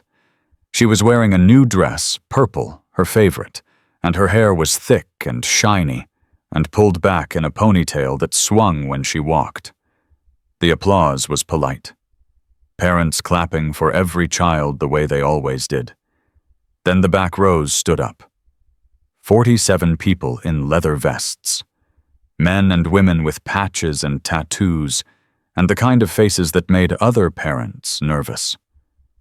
They rose as one and clapped like thunder. Lily looked back at them. At her father, tears streaming down his face. At Spectre, standing proud and straight. At Medic, who whistled so loud the principal winced. At Rita Delgado, who'd taken the day off work because she couldn't miss this. At Elena Reeves, who'd driven 3 hours because some things mattered more than convenience. At all the people who'd refused to look away when looking away would have been easier. Lily smiled. Not the scared smile of a child who'd learned to make herself small. The real smile of someone who knew bone deep and certain that she was worth protecting. That she mattered. That her life had value. That she was loved. 2 years after that October night, Marcus and Lily walked into Maple Street Diner. Same booth, same time, same menu, but everything was different. Lily ordered chicken tenders, ate every single one, laughed at her father's terrible joke about why the chicken crossed the road. Her hands didn't shake. Her stomach didn't hurt. She didn't excuse herself to the bathroom to throw up in private shame. She was just a kid having dinner with her dad. Normal, safe, whole. Rita brought them pie on the house, chocolate cream, Lily's favorite. She set it down with 2 forks and stood there for a moment looking at the healthy color in Lily's cheeks, the way she sat up straight instead of hunched in protection, the light in her eyes that had been missing for so long. "Good to see you, sweetheart." Lily looked up at her. This woman who'd saved her life with nothing but attention and courage. "Thanks, Rita, for everything." Rita ruffled her hair, thick and full, no more thinning patches, and her eyes glistened. "You take care of yourself, okay? And take care of your dad. He needs you." "I will." Rita moved on to the next table, but she glanced back twice. Like she couldn't quite believe what she was seeing. Like some part of her was still expecting the gray-faced, hollow-eyed ghost of a child she'd watched disappear week after week. Marcus watched his daughter eat pie, and he thought about everything they'd survived. The betrayal, the trial, the endless nights of nightmares and healing, the slow, painful process of learning to trust again. Lily caught him staring. "What? Nothing. Just happy." "You're being weird." "I know." Marcus smiled. "I'm allowed to be weird sometimes." Lily rolled her eyes, but she was smiling too. Outside, the sun was setting. Through the window, Marcus could see his truck, and parked beside it a small purple bicycle with training wheels finally removed. Lily's reward for a year of physical therapy, her symbol of freedom. They finished their pie, paid the check, leaving Rita a tip that made her eyes go wide, and walked out into the evening air. Marcus looked at his daughter, at the child who'd almost died, at the girl who'd survived, at the young woman she was becoming. "Hey, Lily. Yeah, I love you." She looked up at him with those brown eyes, so much older than they should be, so much wiser, but still underneath all of it, still his little girl. "I love you too, Daddy." They climbed into the truck and drove home. Behind them, Maple Street Diner grew smaller in the rearview mirror, the place where a waitress had made a choice that changed everything, the place where courage had triumphed over fear, the place where one ordinary woman had refused to look away while a child disappeared in front of her. And if you'd asked Rita later, years later, when the story had become legend, when people came to the diner just to see where it had happened, if you'd asked her why she'd done it, she would have said the same thing every time. Because somebody had to. Because that little girl deserved better. Because the only thing necessary for evil to triumph is for good people to do nothing. She'd pause then. And because at the end of the day, we're all responsible for each other. Strangers, neighbors, the kid in the booth across the restaurant. We're all connected. And when you see someone suffering, you have 2 choices. You can look away and pretend it's not your problem. Or you can speak up and just maybe save a life. Rita chose to speak up. 180 Hell's Angels chose to listen. A father chose to believe. And a little girl got the chance to grow up. That's not a fairy tale. That's not a Hollywood ending. That's what happens when ordinary people decide that protecting the vulnerable matters more than minding their own business. That's what happens when strangers become family. That's what happens when courage beats silence. On a Wednesday evening in October, 2 years after everything changed, Lily Cole sat in Booth 12 at Maple Street Diner, eating chocolate cream pie with her father, surrounded by the invisible protection of 200 people who would die before they let anyone hurt her again. She was safe. She was healthy. She was home. And that is how this story ends, not with a villain's punishment or a hero's reward, but with a child's smile. A smile that said, "I survived." A smile that said, "I am loved." A smile that said, "I matter." Because she did. She mattered more than life insurance policies or murder plots, or the calculated cruelty of a woman who saw children as investments to be liquidated. She mattered because every child matters. And sometimes all it takes to prove that is one person willing to pay attention when everyone else looks away.